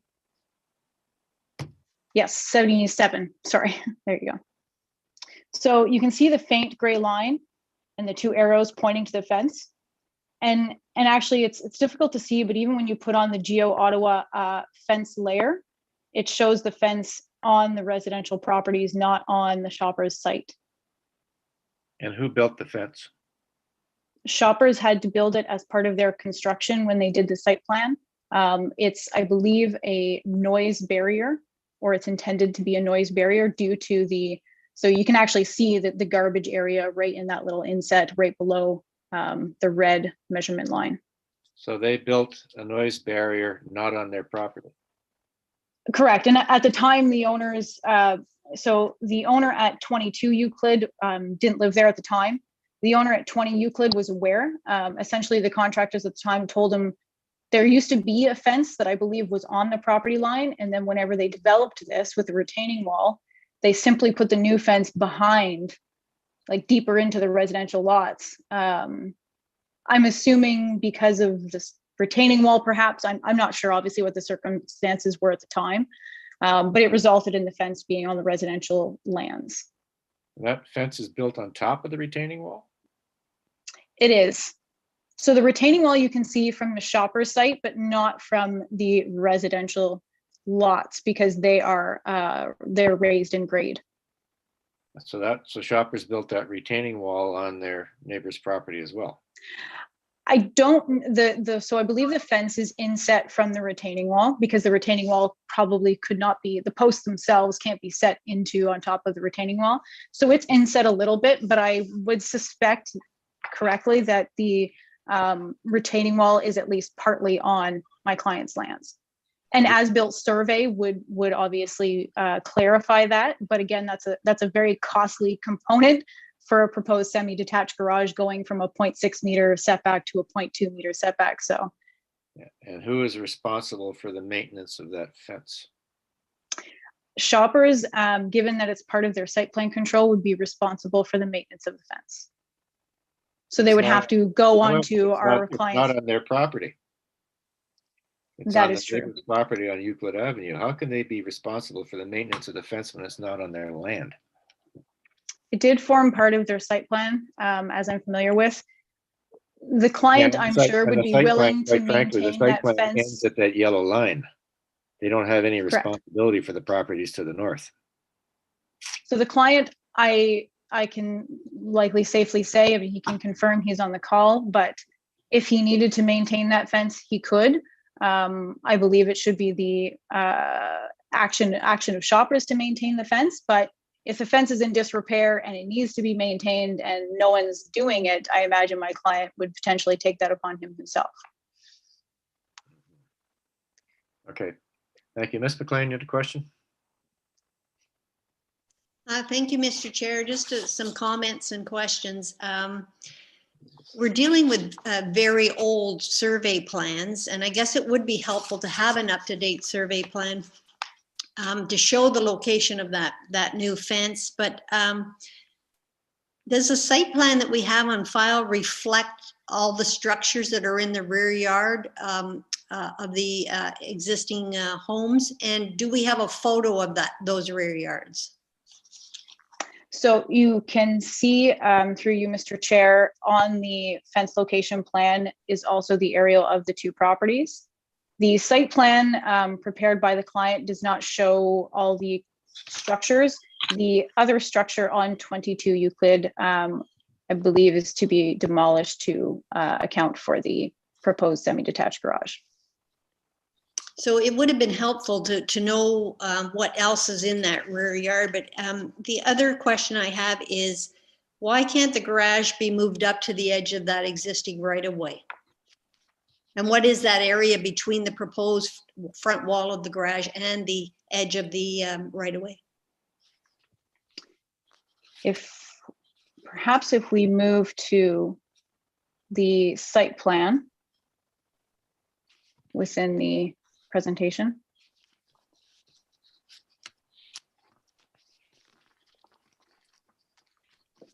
Unfortunately, the measurement between the edge of the easement and the front of the garage isn't identified, but it's very clear that it's a very minimal space. And moving it forward, if you look at the dimensions between the rear of the homes and the semi-detached garage, we want to ensure that there's enough space for vehicles, which currently there is, to come down the easement and park into the garage and then reverse comfortably. The tighter we push that to the rear of the dwellings, obviously there may create conflict. And I think doing that for the sole purpose of creating 0.4 meters behind the garage for maintenance that won't be required with the material being chosen, I don't think is considered to be good planning, in my opinion.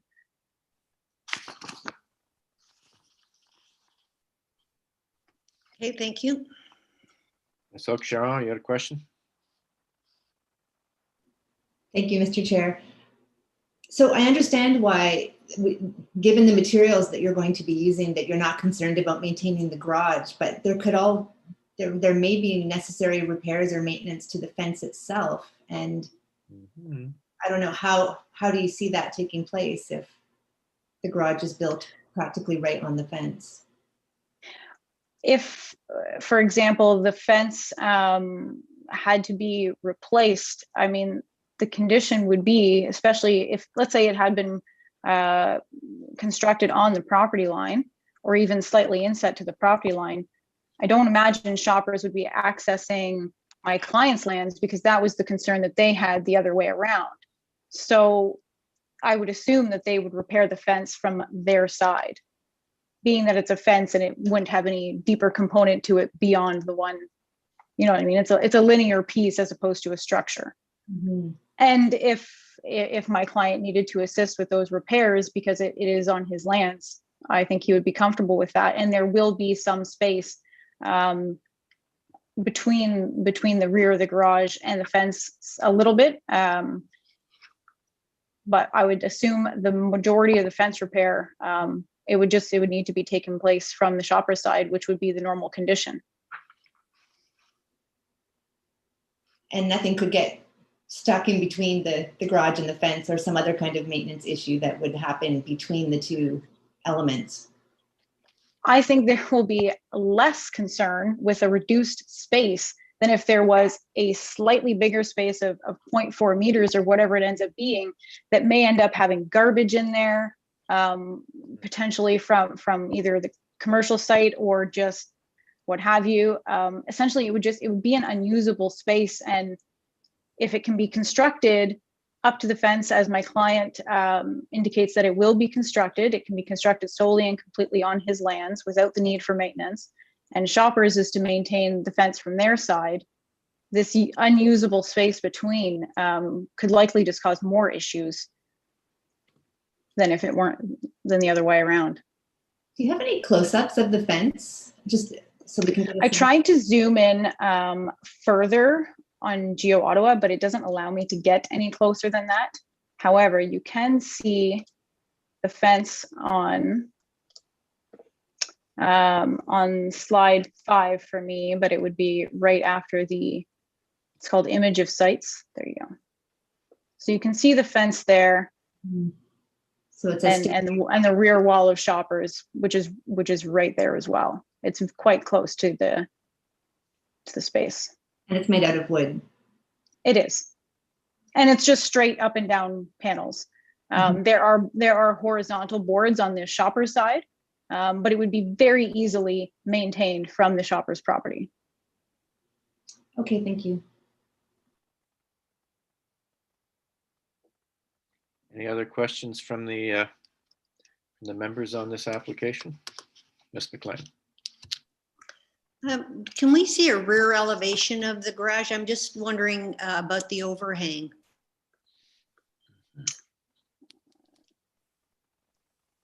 If you can, on right after the site plan, I have, there we go. So there is a very minimal overhang, which you can see probably more from the side elevations. There's a greater overhang towards the front and only a minimal overlap towards the rear. And so the overhang would be at the 0.2 mark, is that? Correct. Okay, thank you.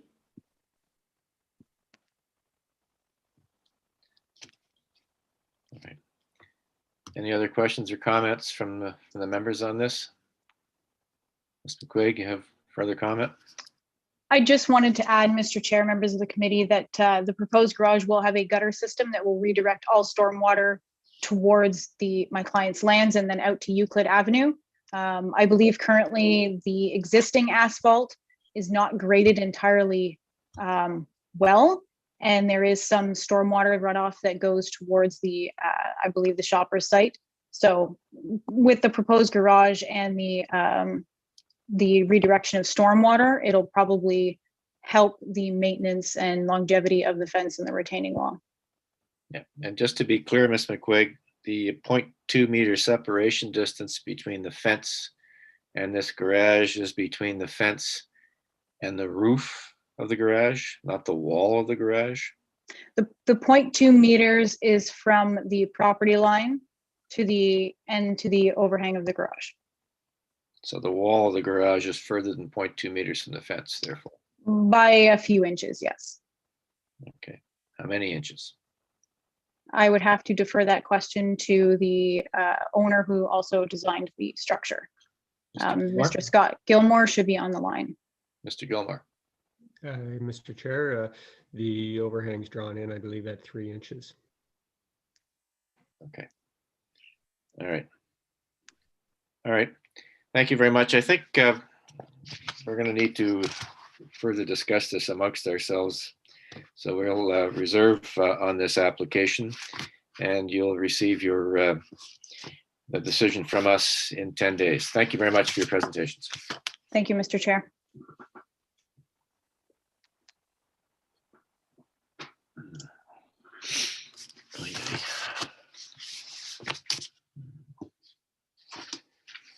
All right. Next application on the agenda that we will deal with today is item 1 and 2, 692, 692A, and 692B Crystal Street.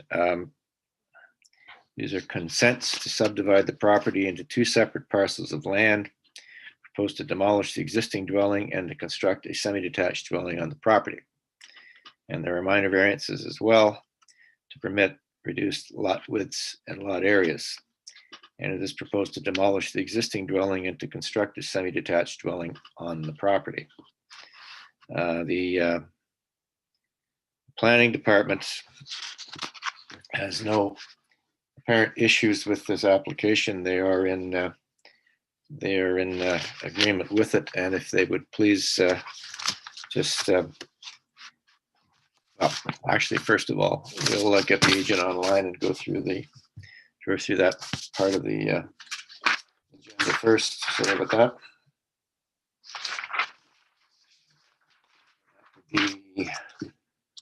Who's the agent for the application?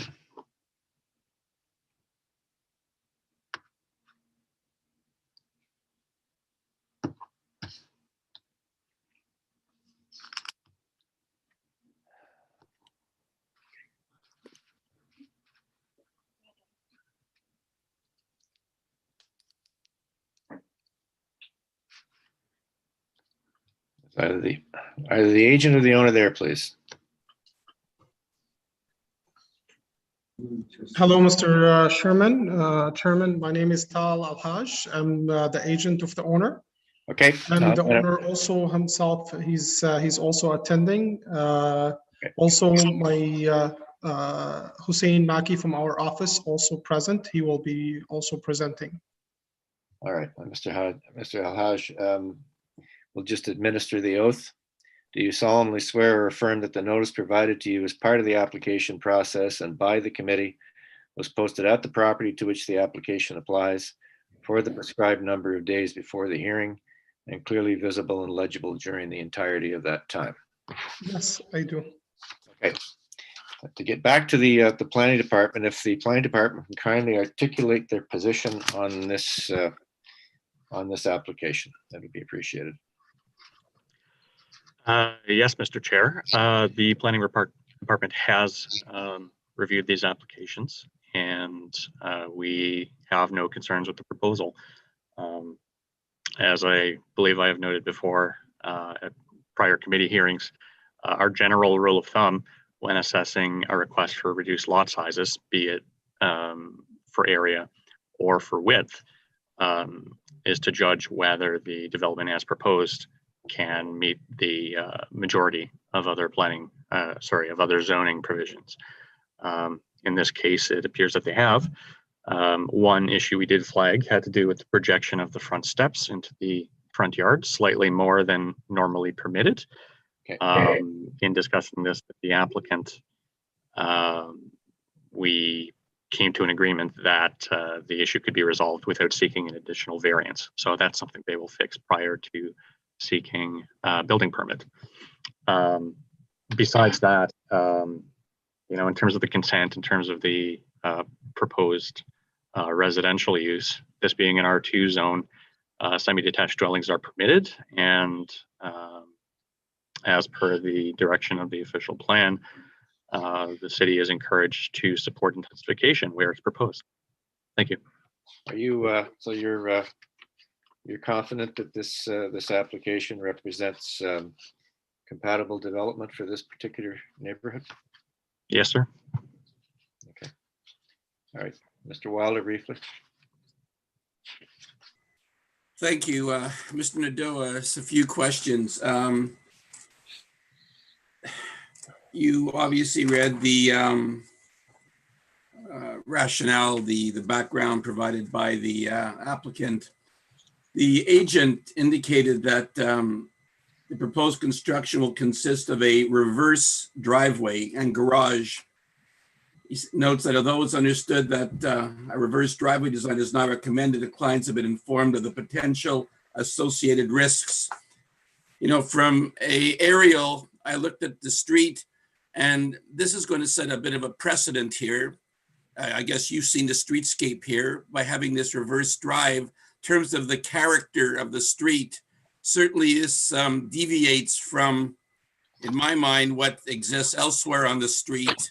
I realize that they're going to be, in terms of, I guess, the grade, they're going to be excavating in such a way that it's going to soften the structure's height effect, but nonetheless, you're ending up with reverse drives on this property, which, again, I know that a number of residents on the street are concerned about the character of this building as it reflects the character of the rest of the street, which is really hasn't, although there's been redevelopment around this property with some towns and the like, this is the first on this block, it appears. Just like to have your comment on that, please. Yes, through the chair, driveway grading is not a characteristic of site character that's governed by the zoning bylaw. So in terms of the business of this committee, I'm not sure the planning department has anything to say relative to that grading. In terms of functional issues relating to the reverse slope of this driveway, it is noted on the staff report that any issues with this grading is going to have to be resolved to the satisfaction of the department during the building permit process. I understand that, Mr. Nadeau, but in the past, there's been comments from planning with regards to reverse driveways as typically not characteristic or not something that the planning department necessarily supports, if I may say. Would you agree? I would agree with that, but given that they're not asking for any relief from the zoning bylaw, no comment. But in terms of the fit on the street, does it not change this particular infill? Does it not change when we're looking at the test? Does it not? I realize, I understand the variances that are being requested, but you know, we do have to look at other factors in terms of the impact this might have on the character of the street.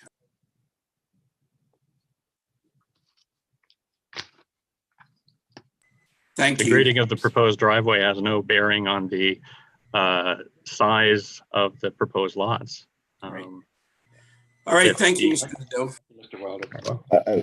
May I comment a little bit more on Mr. Wilder's inquiry? So we actually, as part of this application, Who are you, sir? It's Hussein Maki with Rasmel. I represent the client as the consultant who's worked on the design. Are you making the presentation on this application, Mr. Mackey? That's correct. Okay, well, you might as well proceed with your presentation. And do we have a video of you? Oh, let me see if that or you're in a very dark room. I shouldn't be. Let me see here.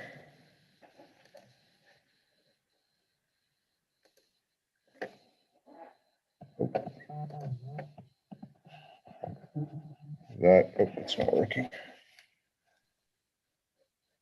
Is there an oath to be administered, Mr. Chair? Yes.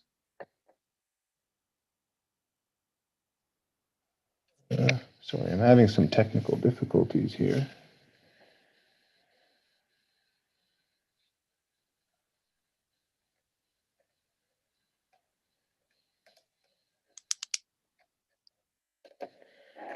It's working a second ago. Maybe if we can circle back, I'll try to figure this out on my end. But you're making the presentation, Mr. Mackey.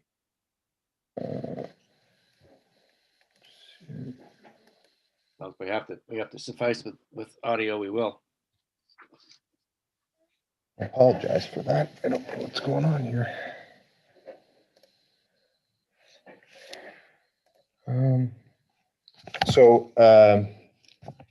The intent, as was mentioned by First of all, let's do the oath.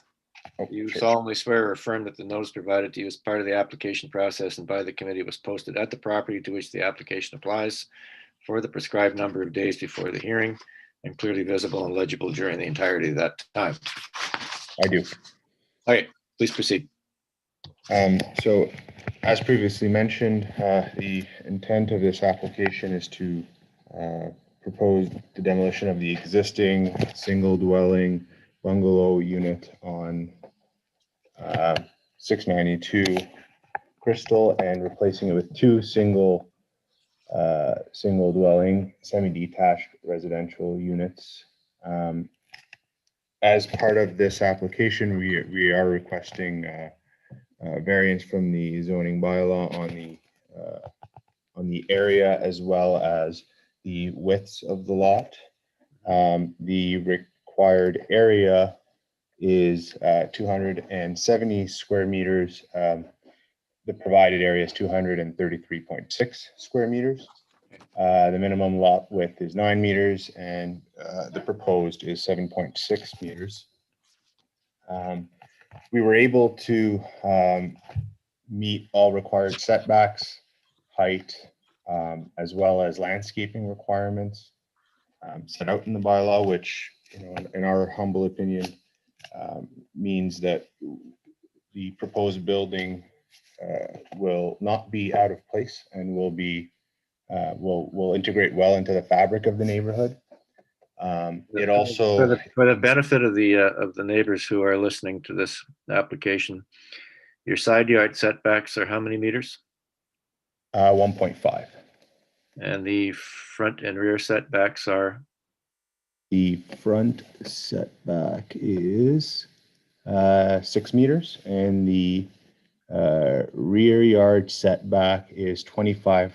Oh, sorry, hold on.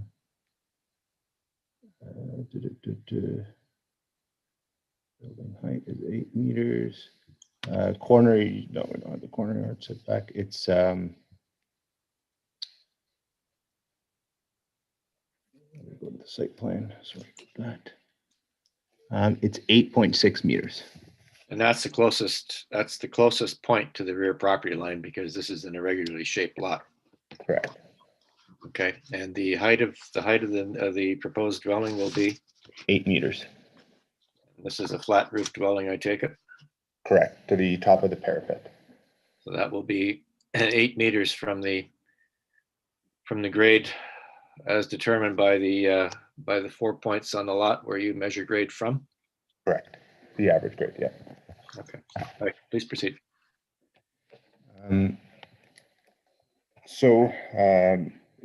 In our opinion, since we are able to meet all the other requirements, the proposed project fits well within what the overall plan is from the city's perspective, or from the planning department's perspective. We also looked at the 4 tests set out in section 45. Is the application minor? In our opinion, since we are able to meet the majority of the requirements, it is considered minor. It is also desirable because it does push the R2F zoning that the lot is currently on. Now, with regards to the reverse driveway, we are still able to maintain the required heights. We don't, typically with a reverse driveway, what ends up happening is the building seems out of place because it is too high.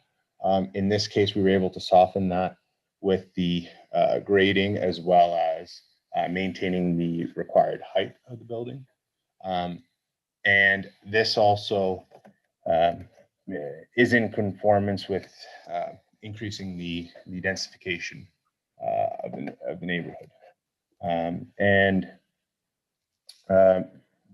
Which brings me to my last point, that this does push towards, in our opinion, the general intent of the official plan.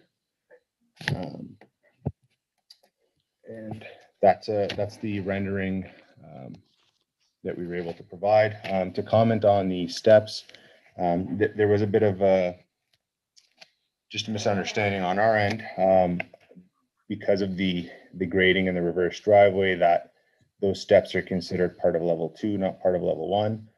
However, we are able to rectify that by softening the grading a little bit, as well as adding additional steps on the interior of the unit, so that we are within all our required setbacks, so we don't need an additional variance. Do you have any streetscape evidence that shows what this home is going to look like on that block, and not just the home and with white cubes on to the left and the right of it? Not at this stage. It is a little bit difficult to do on our end with the time frame that was given, but if that's something that is desirable, we can definitely look at that. And I'm also wondering, did you provide any lot patterning evidence that shows that that these lots represent the kind of the size of lots that are existing in the neighborhood at the present time? So I do know that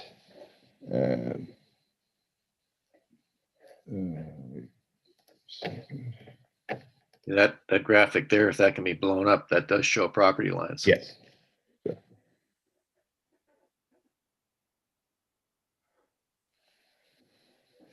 All right.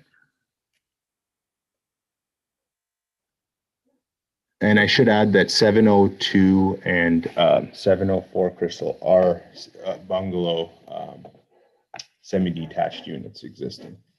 And that's 2 houses down? Yes, on the same street.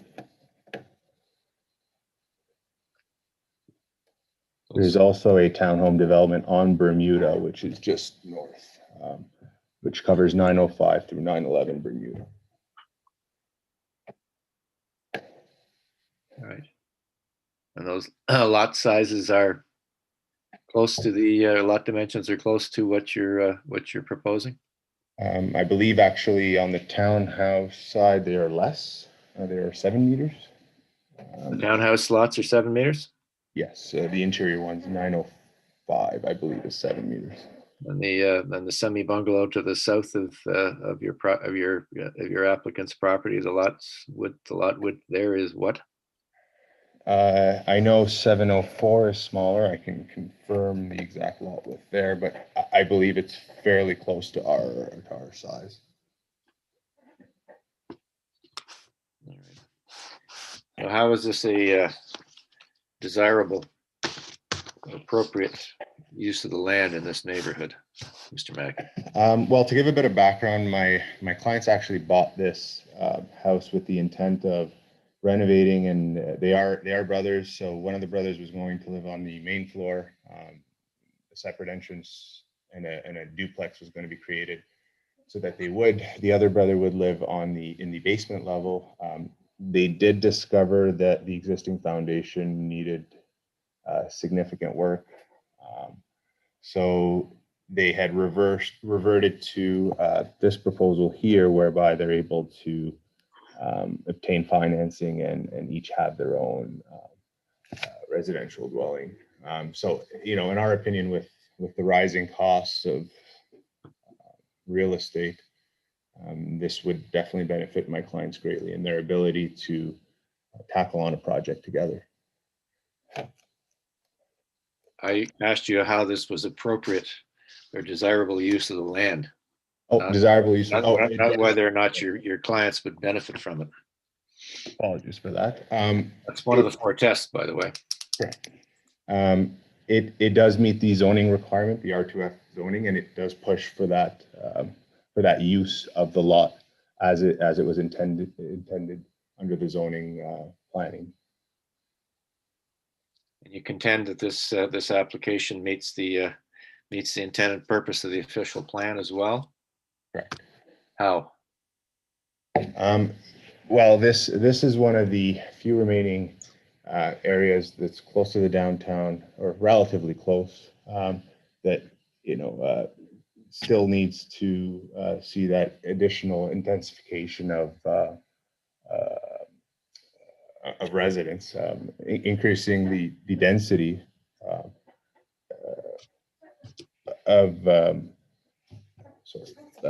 increasing the densification within this neighborhood, because that's what the zoning is pushing for, and that's our opinion on doing that eloquently.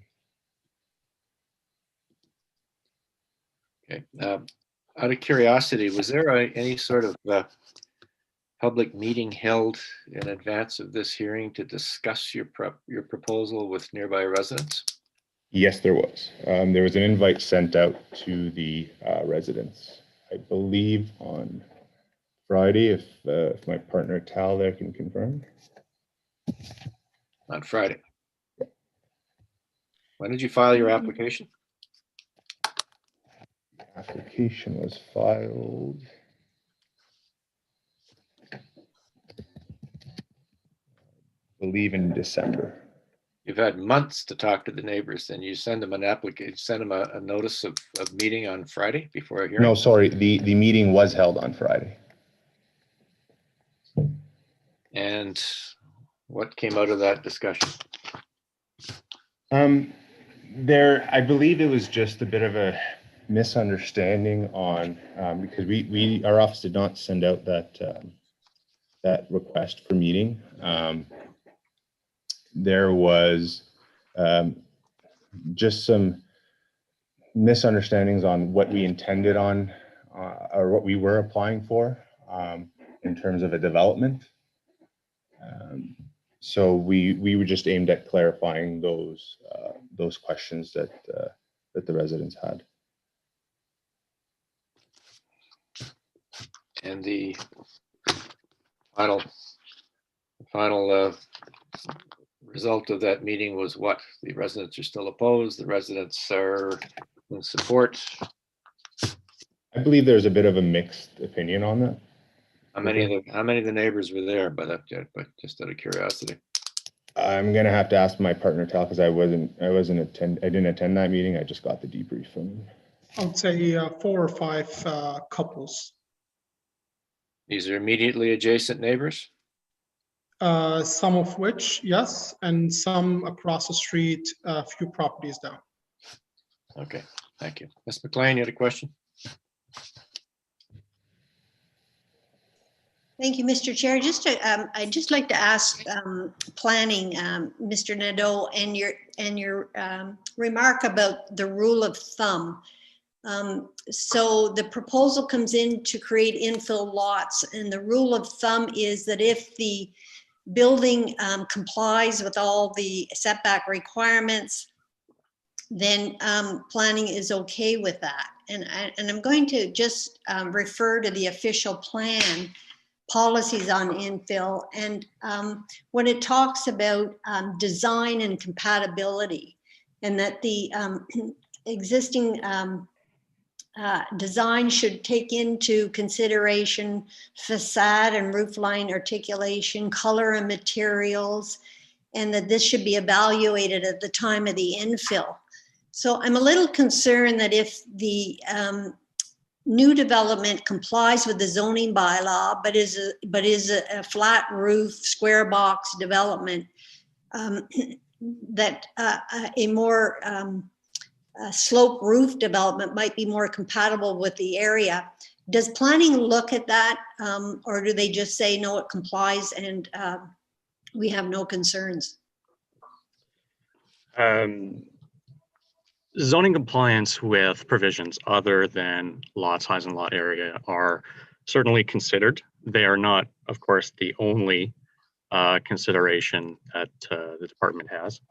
For example, just upon review of the neighborhood, it seems that there is a pretty generous assortment of different multi-unit and generally ground-oriented residential uses in the surrounding area. Within the pocket defined by Crystal Street and surrounding streets, it does appear that there are a lot of semis, generally having lot sizes of around, I'm measuring as I speak, please bear with me, approximately 9 meters. So again, generally speaking, larger than what's proposed. But I also see a number of row houses that appear to me to be legally non-compliant. All to say, in a general sense, the department thinks in terms of impacts. That would be measurable impacts on life in the community. And it's not evident to this commenter that deviation in lot size, as is being requested by this applicant, would have that impact. Well, I'm thinking more in terms of the official plan policies and the direction to the city and the committee on infill, and the requirement to consider the compatibility and the design and the compatibility of the new development. So where you might have a complying building going on an infill lot, it may not be compatible and meet the characteristics of a slope roof, single story residential area.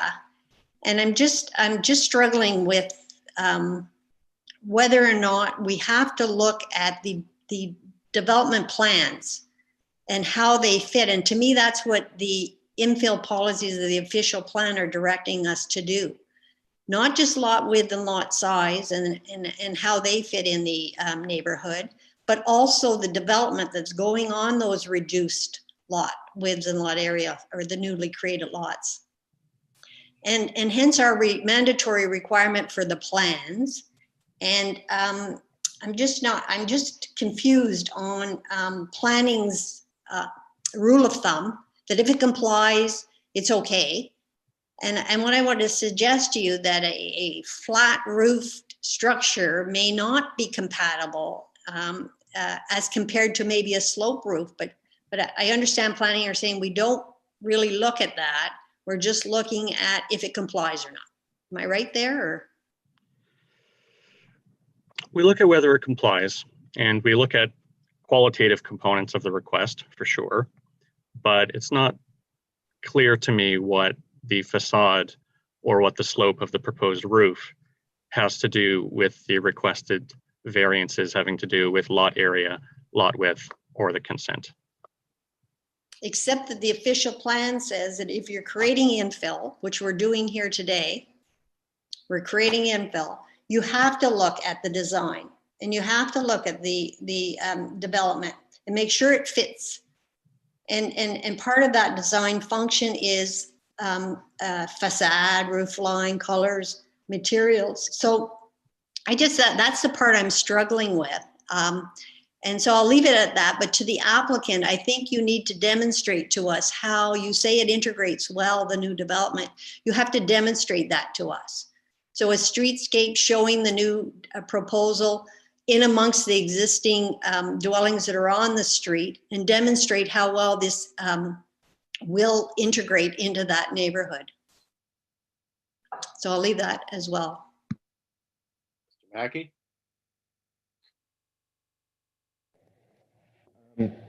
Yeah, we can definitely, overall, we can definitely have some play in the design.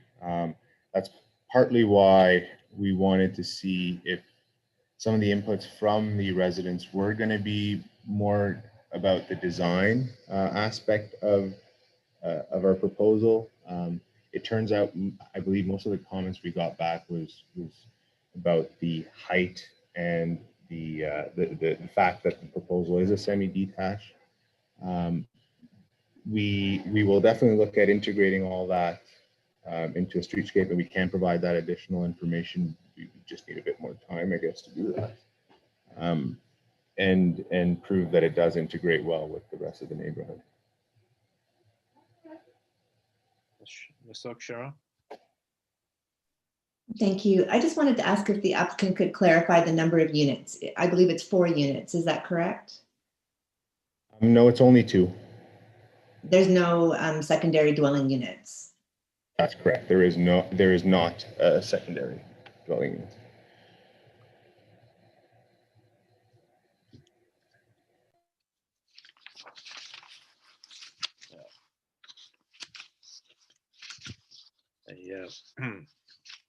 We have the opportunity at this point to adjourn this hearing until, quite frankly, better evidence is provided to the committee. Mr. Mackey has indicated that they're willing to provide us with streetscape and contextual evidence, which would be a lot patterning evidence to me is part of it.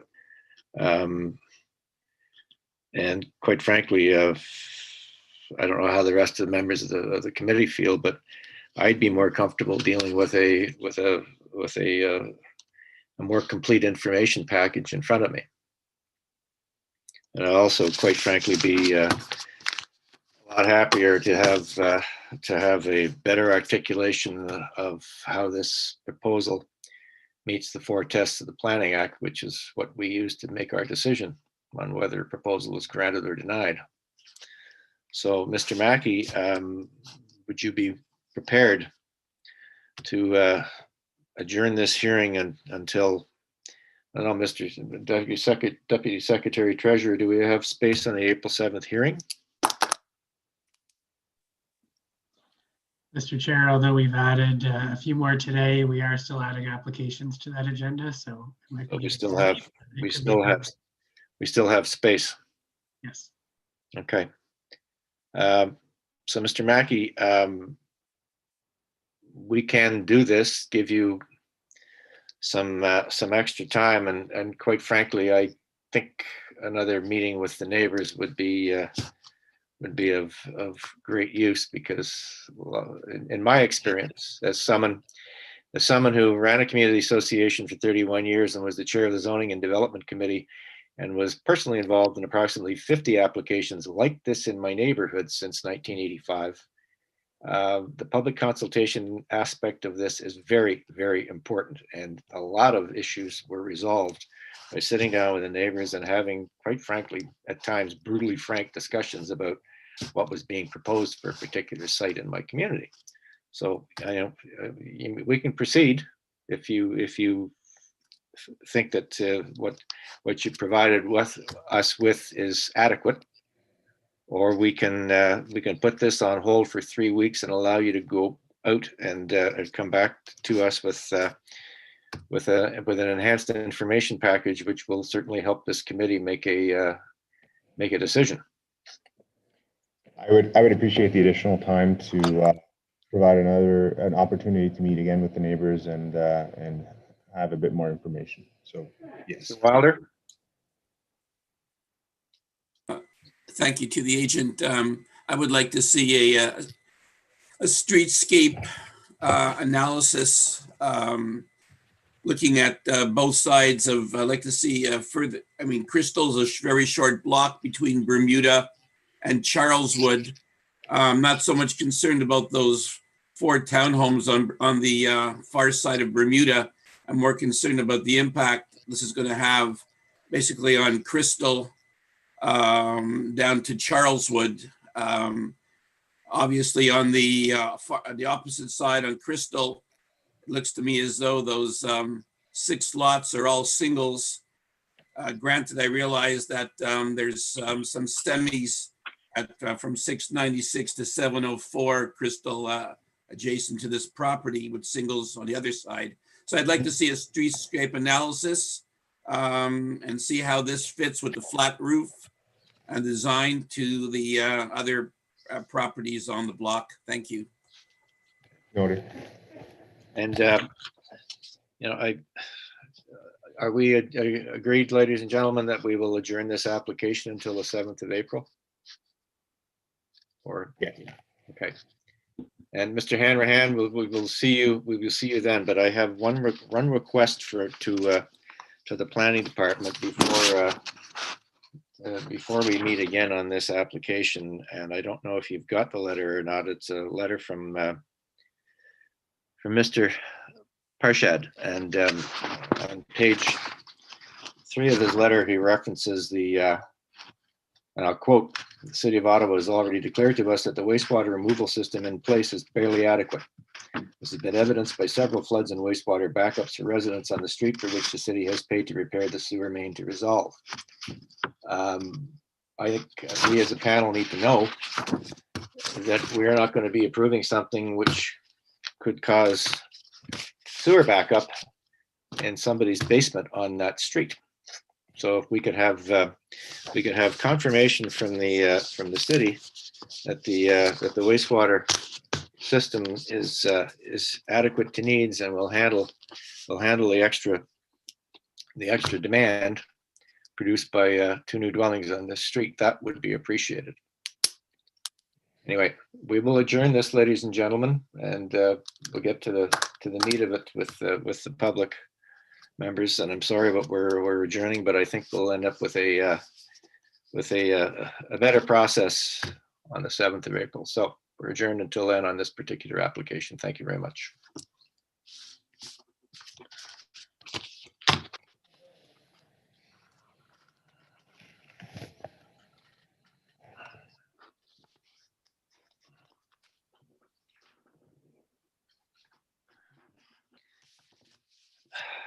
Have we heard back from the folks regarding 215, 217 Dovercourt? Through you, Mr. Chair, yes, we have. Their solicitor is present. Ah, okay. Well, and who was the solicitor for the applicants? I take it it's Mr. Moon? Correct. Yes, good afternoon, Mr. Chair. Mr. Moon, your address, please. My business address is Suite 1400, 340 Albert Street. Thanks. Ms. McLean, if you'd like to reiterate for Mr. Moon, your comments. So thank you, Mr. Chair. Mr. Moon, typically when we sever a semi-detached, we put in the party wall certification. It goes from the center of the earth to the middle of the sky and or up to the sky. In this case, there's an encroachment of the eaves, and so we wanted to amend the applications to include the additional part numbers, whether that stayed with the retained land or the severed land, and understand how this party wall or this new property line align as it moves up to the 2nd story, and then how it will work. Thank you. Through the chair to you. I would note that Stephanie Ruta is also on, and she is the lawyer for the vendors, but she and I have been communicating by email while we were waiting for this to return. So I think that by email we've confirmed this. And if you have the new reference plan, I have it up on my screen, but it's underlying, and I have no ability to pull it up because I technologically can't. But if you have the new reference plan, parts 1, 3, and 4 will be the retained lands. And if you could zoom in a little bit, whoever did that, thank you very much. The retained lands by Mr. Turk will be parts 1, 3, and 4. The lands that will be severed is part 2.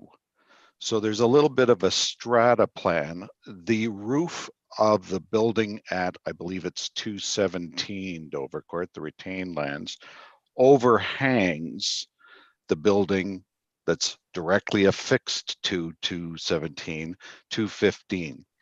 So we don't want the severed parcel to be responsible for the eave that is really part of the structure at 217.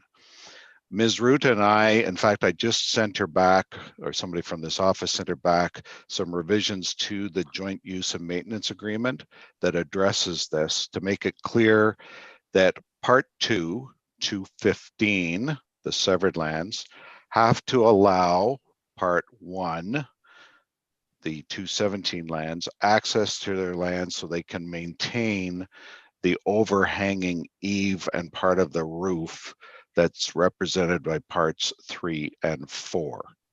The only common area that's subject to common maintenance and repair and costs is the actual wall that's the common wall between the two units, and anywhere that the foundations touch at grade and below surface. Those are the parts that are subject to the JUMA part, joint use and maintenance part, and the JUMA outlines that 3 and 4 are the responsibility of Part 1. So I don't know if the application was formally amended, but I think I have authority from Ms. Ruta, who's on here, to ask that the application be amended to being severed land Part 2, retained lands Part 1, 3, and 4. Does that help? Ms. McLean?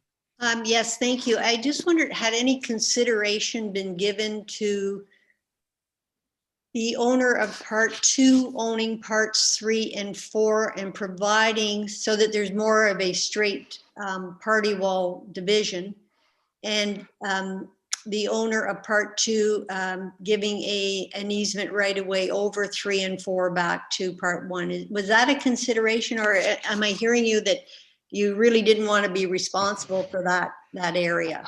I don't know whether the coordinator can pull up a picture. I've seen pictures of this. I've not attended at the site.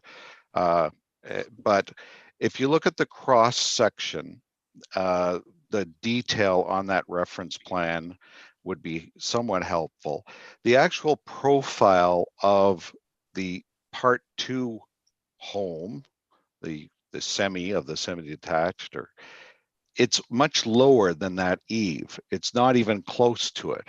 So my position was that it should be a strata plan with a right of access in favor of Part 1 to go up and maintain the roof.